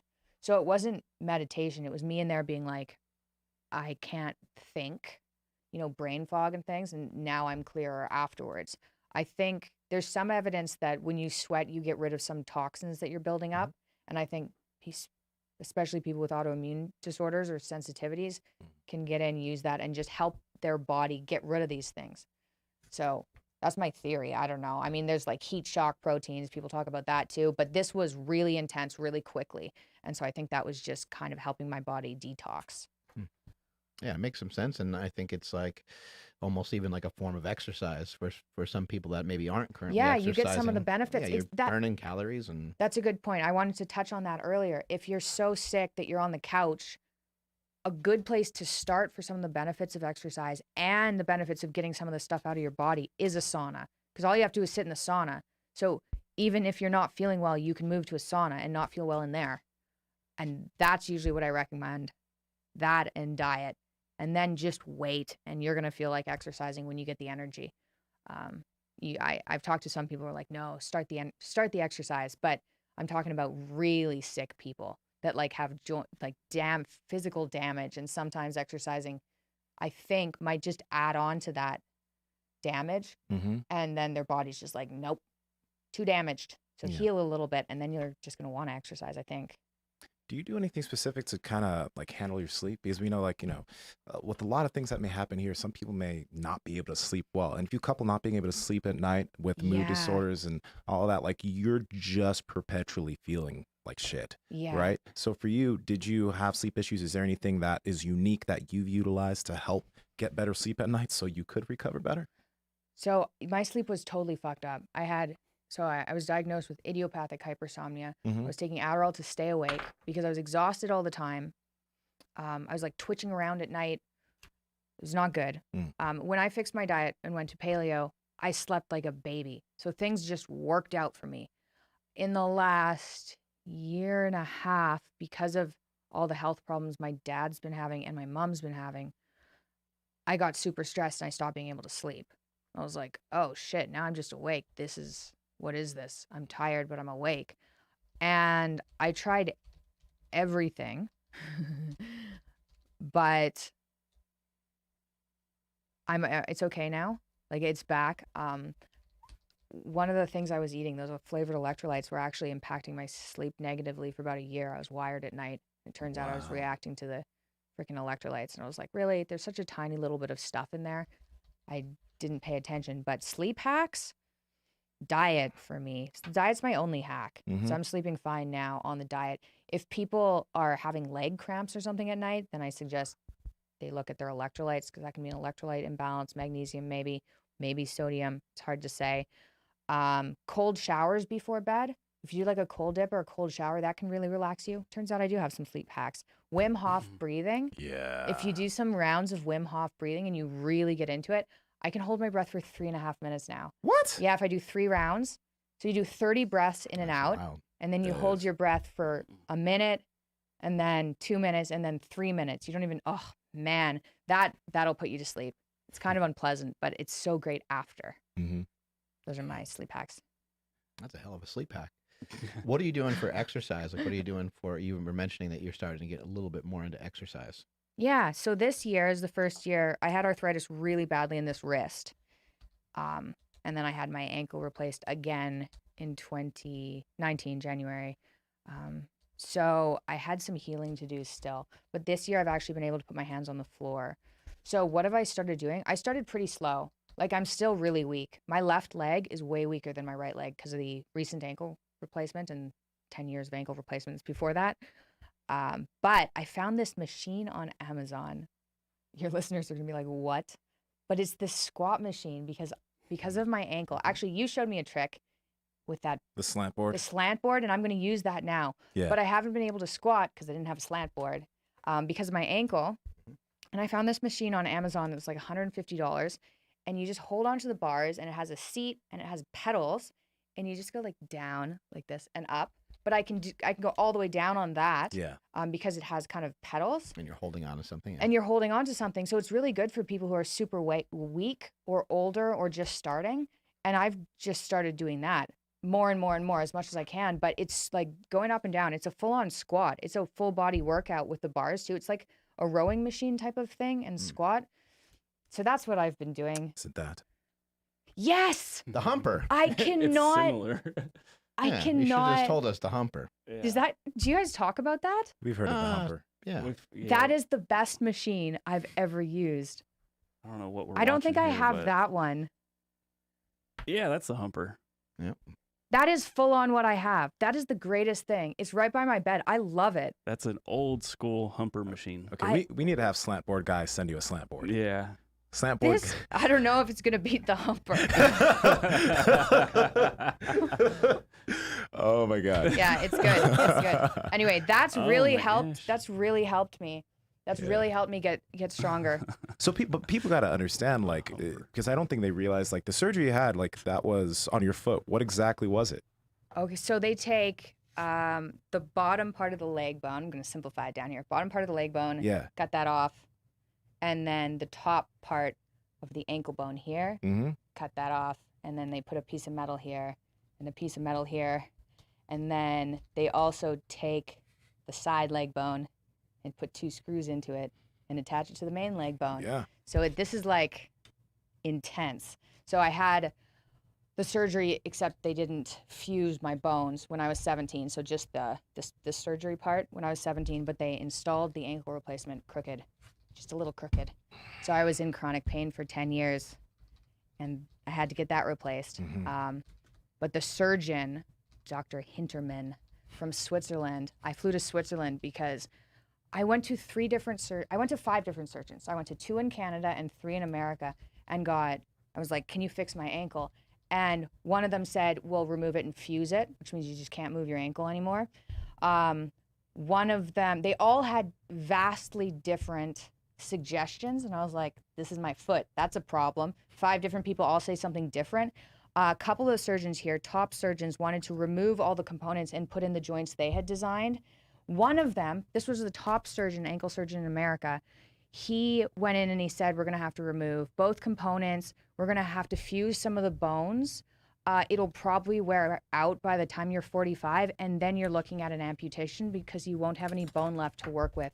Yeah, I went with my mom, and I've been to so many surgeons that I left, and I was just like, I was, obviously that was not fun, but I was like, fuck that guy. I'll just go find somebody who knows what they're doing. But my mom was just green. I had to go out and give her a hug. I was like, I'll just keep looking. So I spent 2.5 years and a year before that. So it was more like 3 years in chronic pain looking for a surgeon that said, and I flew to the guy who made the joint I have, which is called the Integra, total ankle replacement. And I went to Switzerland, and I got there, and he goes, why is, this German guy or Swiss guy, it's like, why is your ankle scar so big?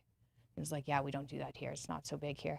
And he said all he had to do was replace the top component that was crooked and fuse the bone on the side to give me more stability, and it would last forever.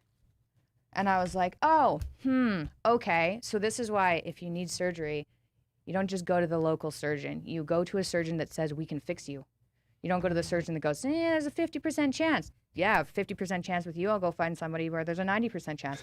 He fixed it. I was jumping on a trampoline yesterday for the first time since I was 16. But it took almost realistically 2 years to fully heal all the soft tissue and everything. So exercise was just like, if I pushed myself, I just injured myself. I've just been taking it easy, but now I'm using the humper. Have you ever gotten so frustrated with the whole food situation that you ended up with maybe like a eating disorder of some kind? I was worried at the beginning. Like when I first went onto the paleo diet, I lost weight quite rapidly. So in the first month, I went down 3 pant sizes. I probably lost 10 pounds, and I was like, okay. And then when I started having food reactions where I was adding it in and having autoimmune flare-ups, I was on mushrooms one time, like 6 or 7 months in, and I was still riddled with anxiety and not feeling well. And I looked in the mirror and I was like, am I too thin? Is this an eating disorder? Like, what am I doing? Because there weren't a lot of Facebook groups. This was really, it's fringe now. It was really fringe then. Nobody was talking about it. And maybe you guys were talking about it. I wasn't talking about it. And I thought maybe it was an eating disorder, but it was like, no, like it correlates. I was keeping such strict notes about my symptoms, like twice a day, all my symptoms. I could see the patterns and the flare-ups, and I was like, it's not in my head. But it's hard if you're going to doctors and they're like, it's in your head. But I'm not worried about it. It's not an eating disorder now, for sure. But for when I wasn't feeling well, I was a bit concerned. Your body's going to look a lot different when you start to find the protocol that's best for you. And if you're somebody that's not really, really pounding down like lots of food, then you are gonna lose weight. There is potential to where you may look thin, but hopefully you don't get hopefully you don't take it so far that someone wouldn't take it so far that they get like frail or something like that. Have you utilized any intermittent fasting? You did mention like sometimes you eat meat and then you don't really feel like eating it, and it might be 24 hours later that you get to it again. Do you intentionally use any intermittent fasting? Not intentionally. So when I first went to the meat diet, I was eating 3 times a day, and then I was like, oh, I'm full, eating 3 steaks a day. So then I went to 2 steaks a day because I just wasn't as hungry. So that was intermittent fasting. It was basically lunch and dinner, and that would be intermittent fasting. That just happened naturally. Then I still had, because I'd eaten so much at the beginning when I first went on the diet, I'd had a baby, and I was like carrying some extra weight, and I was like, why? I'm only eating meat. Why am I carrying extra weight? So I started doing some extended fasting, also because I was like, maybe, like, I don't know what my body can do now that I'm only eating meat. Anything's possible. It's like, what does that feel like? So I did some serious extended fasting, also because I was stressed, and it was beneficial to stress tolerance, but I was playing around with it. I don't do that anymore. And now, I eat about once or twice a day. But it's not forced. It's just, I'm not hungry. We actually do that quite a bit. I do a bit of fasting. Mark does quite a bit of fasting too. And I'm curious because like a lot of like women message and they're like, fasting is hard. And we've had hard some professionals. On the cycle. Exactly. So do you have any advice for maybe women that want to add some fasting into what they're doing, but precautions, things that maybe they can supplementation that could help make it a little easier? What advice could you I give them? don't know about supplements. I don't take any supplements. Oh, yeah, that's so true. I can't do supplements. But I would say the faster you do things to your body, even going low carb or going keto or going to the Lion Diet or going to the Carnivore Diet, the faster you do it, the harder it is on your body, even though you might heal faster in the long run. So that can upset women's cycles. So I've had a lot of people reach out to me and go, oh, I haven't had my period when I just switched over. Like I'm feeling better, but I don't have my period. And that's usually with like rapid weight loss as well. Yeah. And so I think that's just something your body kind of does. If you're rapidly losing weight, I can understand why your body would be like, am I starving? Like what's happening? No period for a while. I think if you do things slowly, it shouldn't be a problem. Like I'm eating like once or twice a day, everything's regular, super healthy. So I think it depends. Most people who switch over to keto or something and have problems, some of them get better adding some honey into their diet. I've also heard that. Yeah. I haven't done that and I'm fine. So I think it depends on the person, but honey seems to be pretty easy on people if they need some sort of carb. You know, I'm curious about this. You mentioned your daughter, and I've also heard you like I want to like know a lot of people who have kids. A lot of them are like, "Oh, I have this in my house because my kid eats it." Right? Feed the poison to your children. Feed the poison to your children. But obviously, you're on this diet. Parents, when they hear this, they're like, "I would never just have my kid just eat meat." But I'm guessing like you feed your child in a healthy way. First off, what protocols do you give to feed your daughter in a healthy way? And secondly, what do you have her avoid? How do you help her be healthy? This is a good one. So initially, she was breastfed till she was about 13 months old, and I started incorporating like meat fat because breast milk's full of fat. It's very similar to meat fat. Babies love meat fat. So I was taking this was such a spoiled baby. I was taking like the ribeye fat part and just giving her that, and she was just like, oh, right. So that was awesome. that was kind of that was kind of the transition into solid food. Yeah. And then I started with steaks. And technically, even according to at least the Canadian Food Guide at the moment, baby's first food should be meat. So they've finally switched that because it used to be iron fortified cereal. And then they're like, wait a minute, we have one of those, but it's a whole food, meat. So I switched her over to meat. And I was super paranoid about giving her food because I was so sensitive and was like, there doesn't seem to be a genetic component, but like, what if there is? And I can't let my daughter go through anything like I went through. So I was really scared. And I was scared when babysitters came over because I was like, I swear to God, if this woman gives my child a cookie, like her body's gonna end up somewhere. It was like intense. So we were really slow and really careful. And I kind of thought, okay, you introduce a new food, wait 3 or 4 days and just see. A lot of babies will have something like, eczema or like bumps or rashes. So I was like, if anything pops up after food's reintroduced, we're taking the food out. So we were pretty slow with that. She doesn't eat any grains. She doesn't eat dairy. She doesn't eat soy. She's had sugar one time when it was in a sausage my mom gave her. And she screamed all day like one of those kids walking through the airport that are screaming and you're like, what's wrong with their parents? It was that noise. And I was like, holy shit, that's horrifying. And it was like 2 days of that. But other than that, she's perfect. She goes to a Montessori school right now, and I took a month communicating back and forth, being like, this is what she can have. So right now she eats, I would say like 80% meat. She kind of picks, she'll be like, I want lamb, I want beef, I want chicken. So that's 80%. And then she'll eat fruit. Don't have any citrus fruit, but she eats fruit, like a lot of berries. And then she'll have carrots and parsnips. It's pretty like, compared to the normal child, it's pretty limited. Yeah. But she's also old enough. I figured that if she got to about 5, she'd probably be able to figure it out herself. Like if you give a 2-year-old a cookie and they're like sugar high or something and screaming, they're not going to be able to know. But if you're a 5-year-old, I figure if you eat something and it hurts your stomach, you can be like, that gave me a stomach ache. So I'm just trying to get her to an age where she can kind of eat intuitively. Yeah. But she's unbelievably stable. We've traveled around the world, gone into different time zones. She's never screamed on a plane. Like she's a little tiny angel. And I attribute a lot of that to diet. Oh, the food is huge, Definitely. especially with a little Yeah. tiny kid. And a lot of times the kid will suck down like, 40 grams of sugar, from like a little, Give like a juice 2-year-old a box. cupcake that's like as big Yeah. as their head. Holy shit. and it's like, man, what is that doing to that kid's liver to have that high fructose corn syrup? And what does it do to their mood and Their things like brain, that? yeah. I got to spend some time with Dr. Gabrielle Lyon when I went to the East Oh, Coast, yeah. and she stayed over our house for a night, and she just like whipped out these hamburger patties and started feeding it to her kids. Her kids are both under the age of like 4, Yeah. and the kid's just like gnawing on this burger, and I'm like, oh, the kid doesn't need it heated up or anything. She's like, Yes, Scarlett doesn't either. she doesn't know. awesome, She doesn't know. guys. She doesn't know. She's like, this is the way I feed her, so she doesn't know any different. So she just eats it this way. You know what Scarlett likes? She's Actually, hungry, just chowing down on burger. yeah, well, good. Carnivore Bars. Do you know the Carnivore Bar company? Yeah, I've seen them before. Yeah. Yeah. Mhm. So we have a bunch of Carnivore Bars, which is just, it's pemmican. So it's like meat, salt, and water.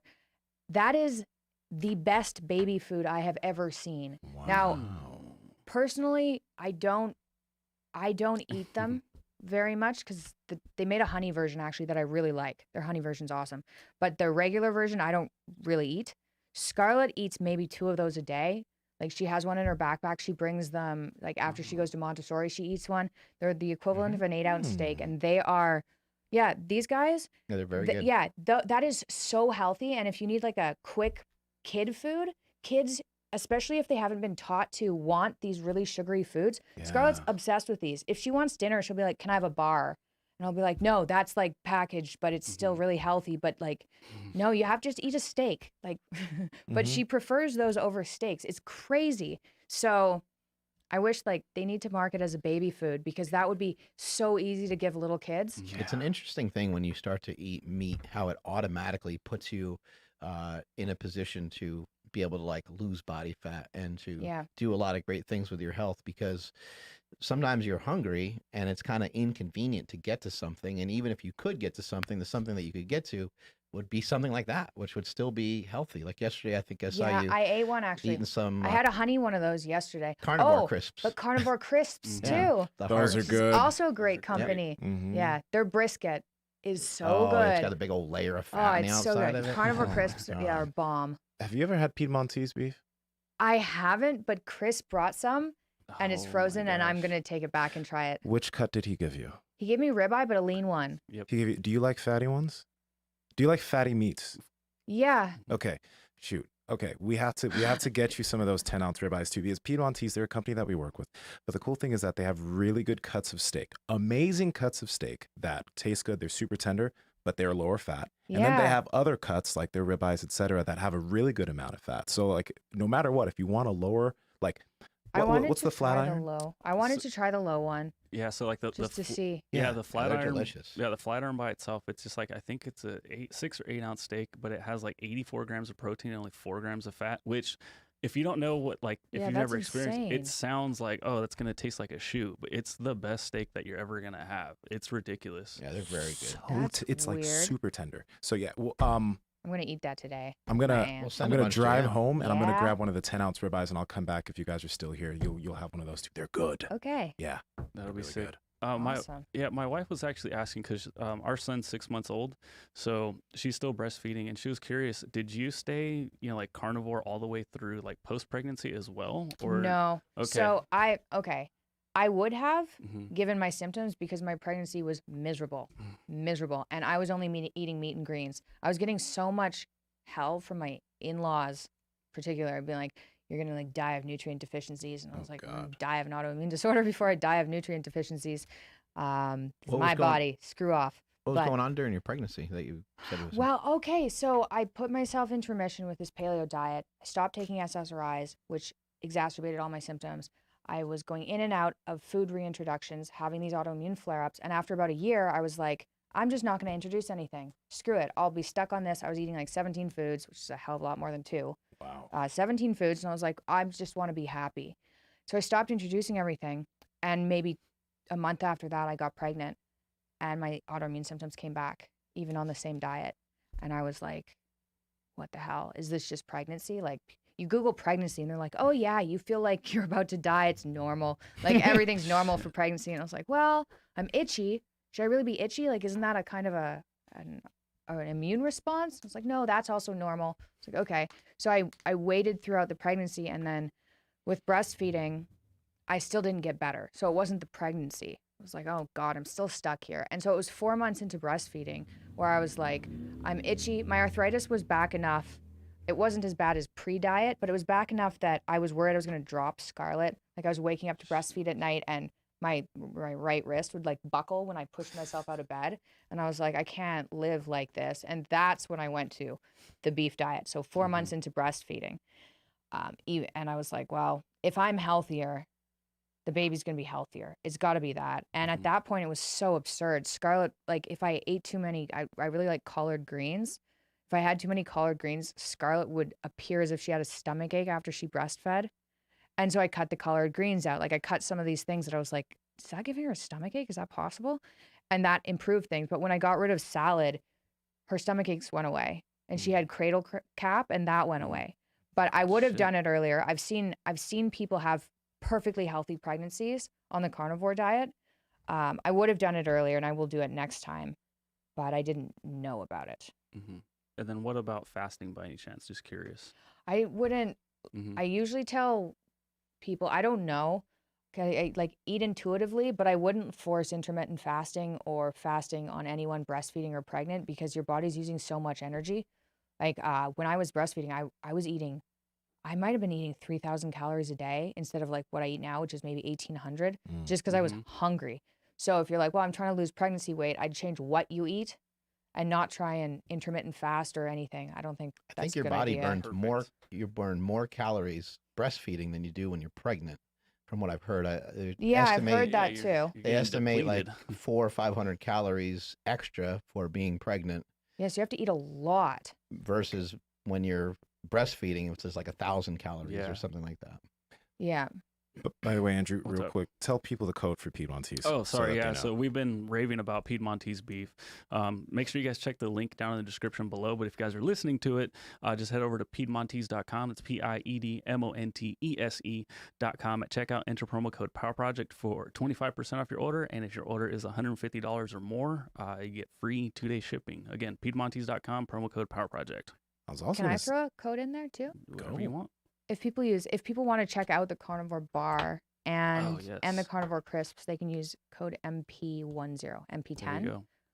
But if you have kids, the Carnivore Bar. I'm definitely going to get on that. Awesome. Yeah, see what happens. Because if I had known about that, I didn't put 2 and 2 together, or they didn't exist, I probably would have tried to use that for Scarlett's when she was really little. Because I use beef fat, but that's annoying.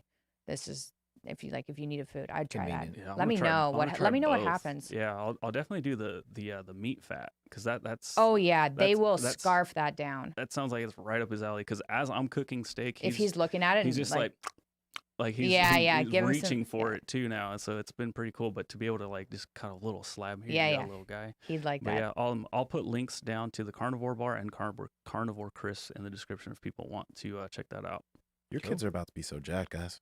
Yeah. Can't wait. Yeah. I was actually going to say, the fact that you're eating 1,800 calories, you're not that that's quite a bit of calories for somebody your size, and you don't do much resistance training right now. That's awesome. I assume that's what, I'll tell you. You can tell me, you probably know calories pretty well. If I'm eating twice a day, I might eat maybe 12 lamb chops. 12 lamb chops? Yeah. Or like yesterday I ate, I would say 4 double lamb chops and half of a lamb shank. But that was yesterday. That's definitely in that zone because there's probably quite a bit of fat in it too. Yeah. You just have to put it in MyFitnessPal. But it's like that's close to that area. And you eat a lot of meat that is pretty fatty, right? Yeah. Yeah. So that's what I was gonna ask, because I've never really heard anybody talk too much about lamb. I ate a lot of lamb and goat growing up. I know, yeah. But goat's totally fine too. That's in the same category. Yeah. Goat's so good. Might have to check out some Get lamb. Aurelia some goat meat, man. Yeah, I know. if people are super sensitive and they're on the carnivore diet and they're still experiencing especially if they have Crohn's or something and they're still experiencing digestive problems, it took me almost 2 years to figure out, oh, I actually respond better to lamb than to steak. And it's not the beef that's the problem, it's the aging. So when I went to, like I said, I went to Croatia and it was fresh beef, totally fine, but everything in America is aged, and Canada too. Europe is a little bit easier, but if people are like, it's not sitting well, try switching over to lamb because it's not aged as much. Sick. When you were mentioning about your pregnancy, what exactly were you eating on your pregnancy, and did you only switch to eating some other stuff just because heat you were getting from family members or Oh, social I didn't media? switch. Okay. Yeah, But I think you Jesus. mentioned eating some vegetables or Yeah, something. yeah. So I was on the paleo diet, and then when I got pregnant and that stopped working. So the paleo diet I was drinking this type of Brickworks apple cider, like alcoholic apple cider. It doesn't have sugar or anything in it. Like I had some apples, I had some peaches, those were this kind of safe fruit. I was eating greens, carrots, parsnips, potatoes, and meat, obviously beef and chicken mostly. That was totally fine. I was asymptomatic. And then I got pregnant and I started reacting to things. And so I cut out sweet potatoes because they were carbier. I cut out honey. I cut out fruit. So about 4 months into the pregnancy, I cut out and I went to meat and greens 4 months into the pregnancy. So what I was eating for the beginning was meat and greens plus sweet potatoes and honey and apples, right? It was pretty limited. And then I dropped those and went to meat and greens. And I was eating a lot of salad, but I didn't add foods back in. I was like, I'm not going to add something in that makes me feel like some horrible monster is about to jump me. No, that's not healthy.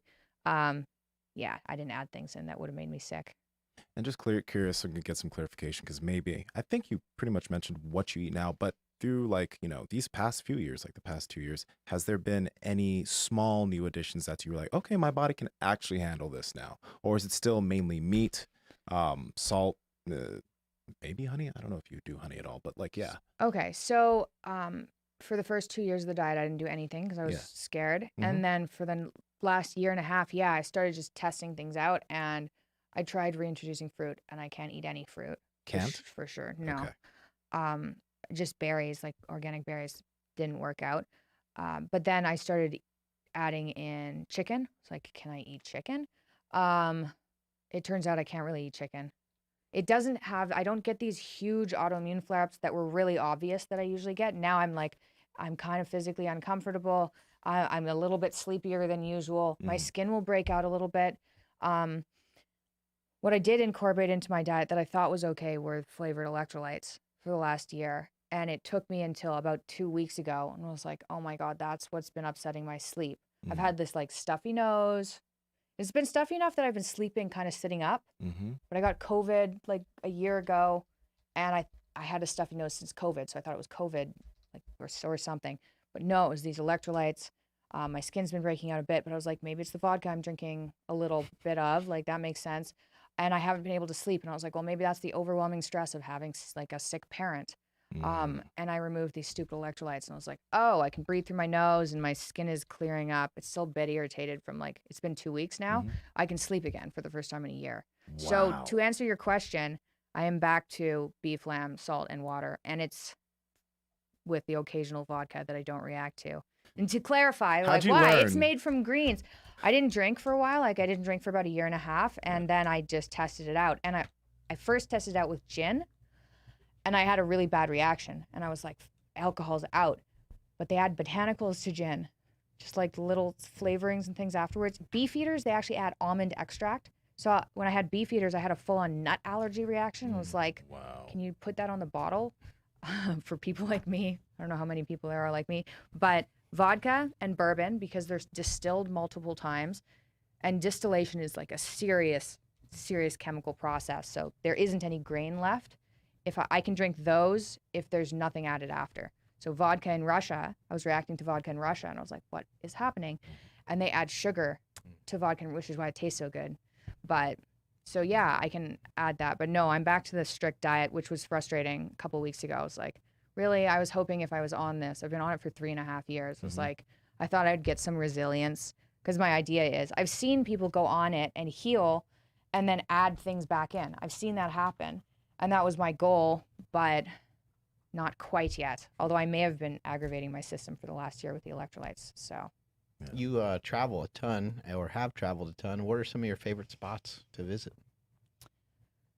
oh, I've done so much traveling in the last while, even with COVID. I thought Belgrade in Serbia, it's not expensive to go travel to, and people don't really know about it. Almost everyone there speaks English. It's super easy to travel to. It's really pretty. The nightlife is really good.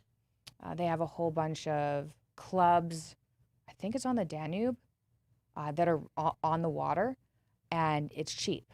People are super friendly. Women are gorgeous. Men are, but women are really hot. You said Belgrade, Serbia? Belgrade, Croatia is awesome. What was that wink for? There was a wink. What? Nsima's next trip. What? What? Hot women, Belgrade, Croatia, maybe even more. Croatia's really nice, but it's more expensive. And then I went to Dubai, which was wild. It was wild. I've never been to a place where there were so many people obsessed with how they looked. Like I was in the area that's full of influencers and things. Yeah. The hotel I was staying at was wild. I went down there and I was like, I can't, like, this is not a relaxing place to lay down. Yeah. It's full of, like, there are a lot of Russians there. And so those Russian women, they have, like, they've got everything down. And it was like, this beach isn't for beaching. It's for, like, looking hot. Everybody there was hot, particularly the women. So Dubai that was the most wild part of it. I was like, this is crazy. People here are like 9s everywhere. Whoa. And so if you're an 8, you're like, fuck, this isn't my place. Is there a different area for me to go to? You know? Yeah. Direct me, you know. That's crazy. That was cool. But Croatia and Serbia were really nice. All right, cool. Good to know. You mentioned a hangover pill earlier. Oh, yeah. Yeah. Okay, people should. Yeah. Yes. Okay, people should know about this. So it's called dihydromyricetin, which isn't very catchy. Nobody can spell, but it's this compound. And when I was 23, I had this. I was younger. I was probably 19 because I was in university, and I had this horrible hangover. And I was in bed, and I was like, we're past the 2000s. Like, we have to have something to deal with hangovers. And so I looked up some studies, and there's this compound called dihydromyricetin, and there are studies done on rats. So what they'll do is they'll pump rats full of alcohol, get them drunk, and then they'll do things like swim tests. Isn't that to see when they stop swimming? Wow. Yes. I don't know about the ethics boards for rats, but like these are serious. Did you test like hold them up from their tail to see for anxiety to see how long anyway. Poor rats. But so dihydromyricetin, if you take enough of this stuff while after you're drinking, I find it reduces my hangovers by maybe 70%, and I don't drink unless I take that. And the other thing that can reduce hangovers are electrolytes, like massively. So part of the hangover is dehydration. So especially if you're taking shots, those things will dehydrate you like crazy. So when I drink, I have vodka or bourbon with electrolytes and soda water. So I'm having like a cup of water per shot. If I have a shot, especially with 0 carbs, I turn into a different human. So I can't take shots. But stay hydrated, use electrolytes for hydration, and I wouldn't drink without taking dihydromyricetin. There's evidence that it helps break down acetaldehyde, which is one of the toxins you kind of produce when you're drinking, which makes you feel terrible the next day. There's evidence it weakly works on GABA, and because alcohol is a GABA drug, that you get a GABA crash the next day, so it's kind of anti-anxiety that way. And there's evidence it can be used for anxiety and depression too. This is a pretty nice supplement, dihydromyricetin. And I'm going to be white labeling a product at some point.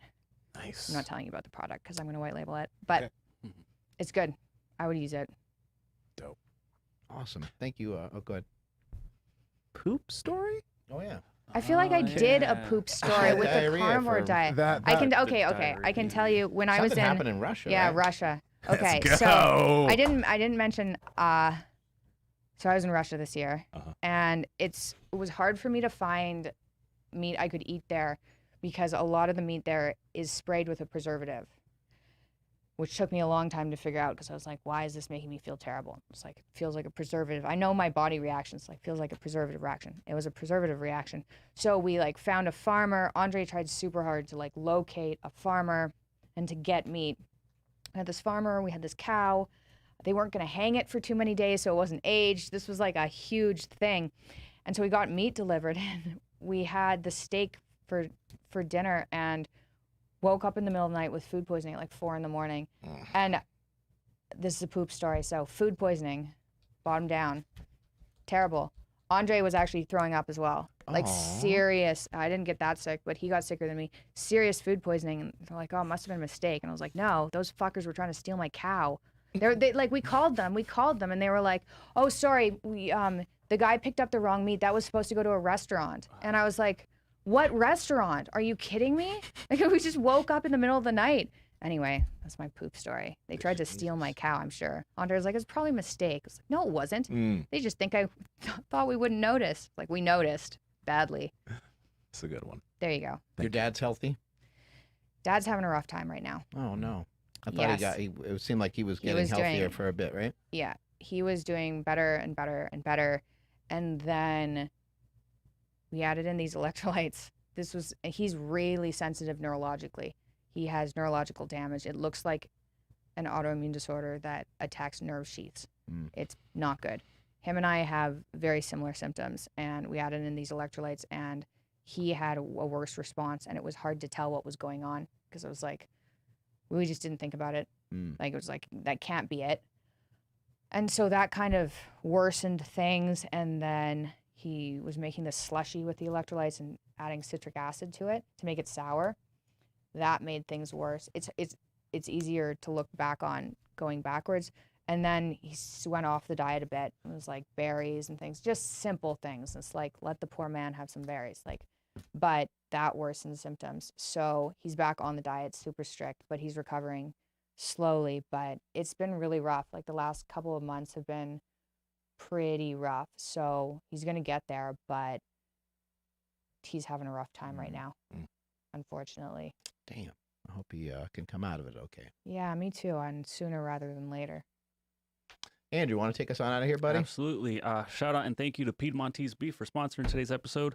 Again, links to them down in the description below. Promo code Power Project to save 25% off. Please follow the podcast at Mark Bell's Power Project on Instagram, at MB Power Project on TikTok and Twitter.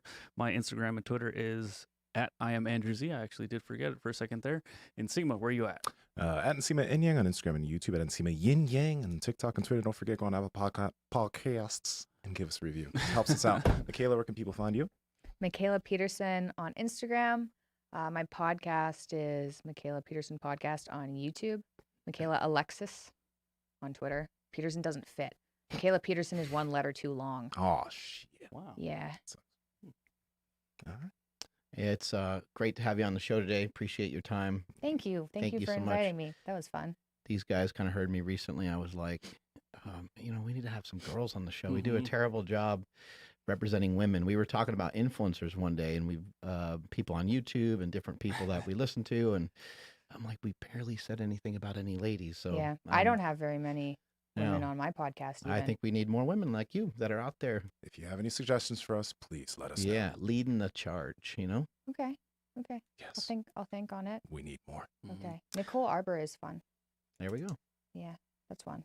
Let's get her. Strength is never weakness. Weakness is never strength. I'm at Mark Smelly Bell. Catch you guys later.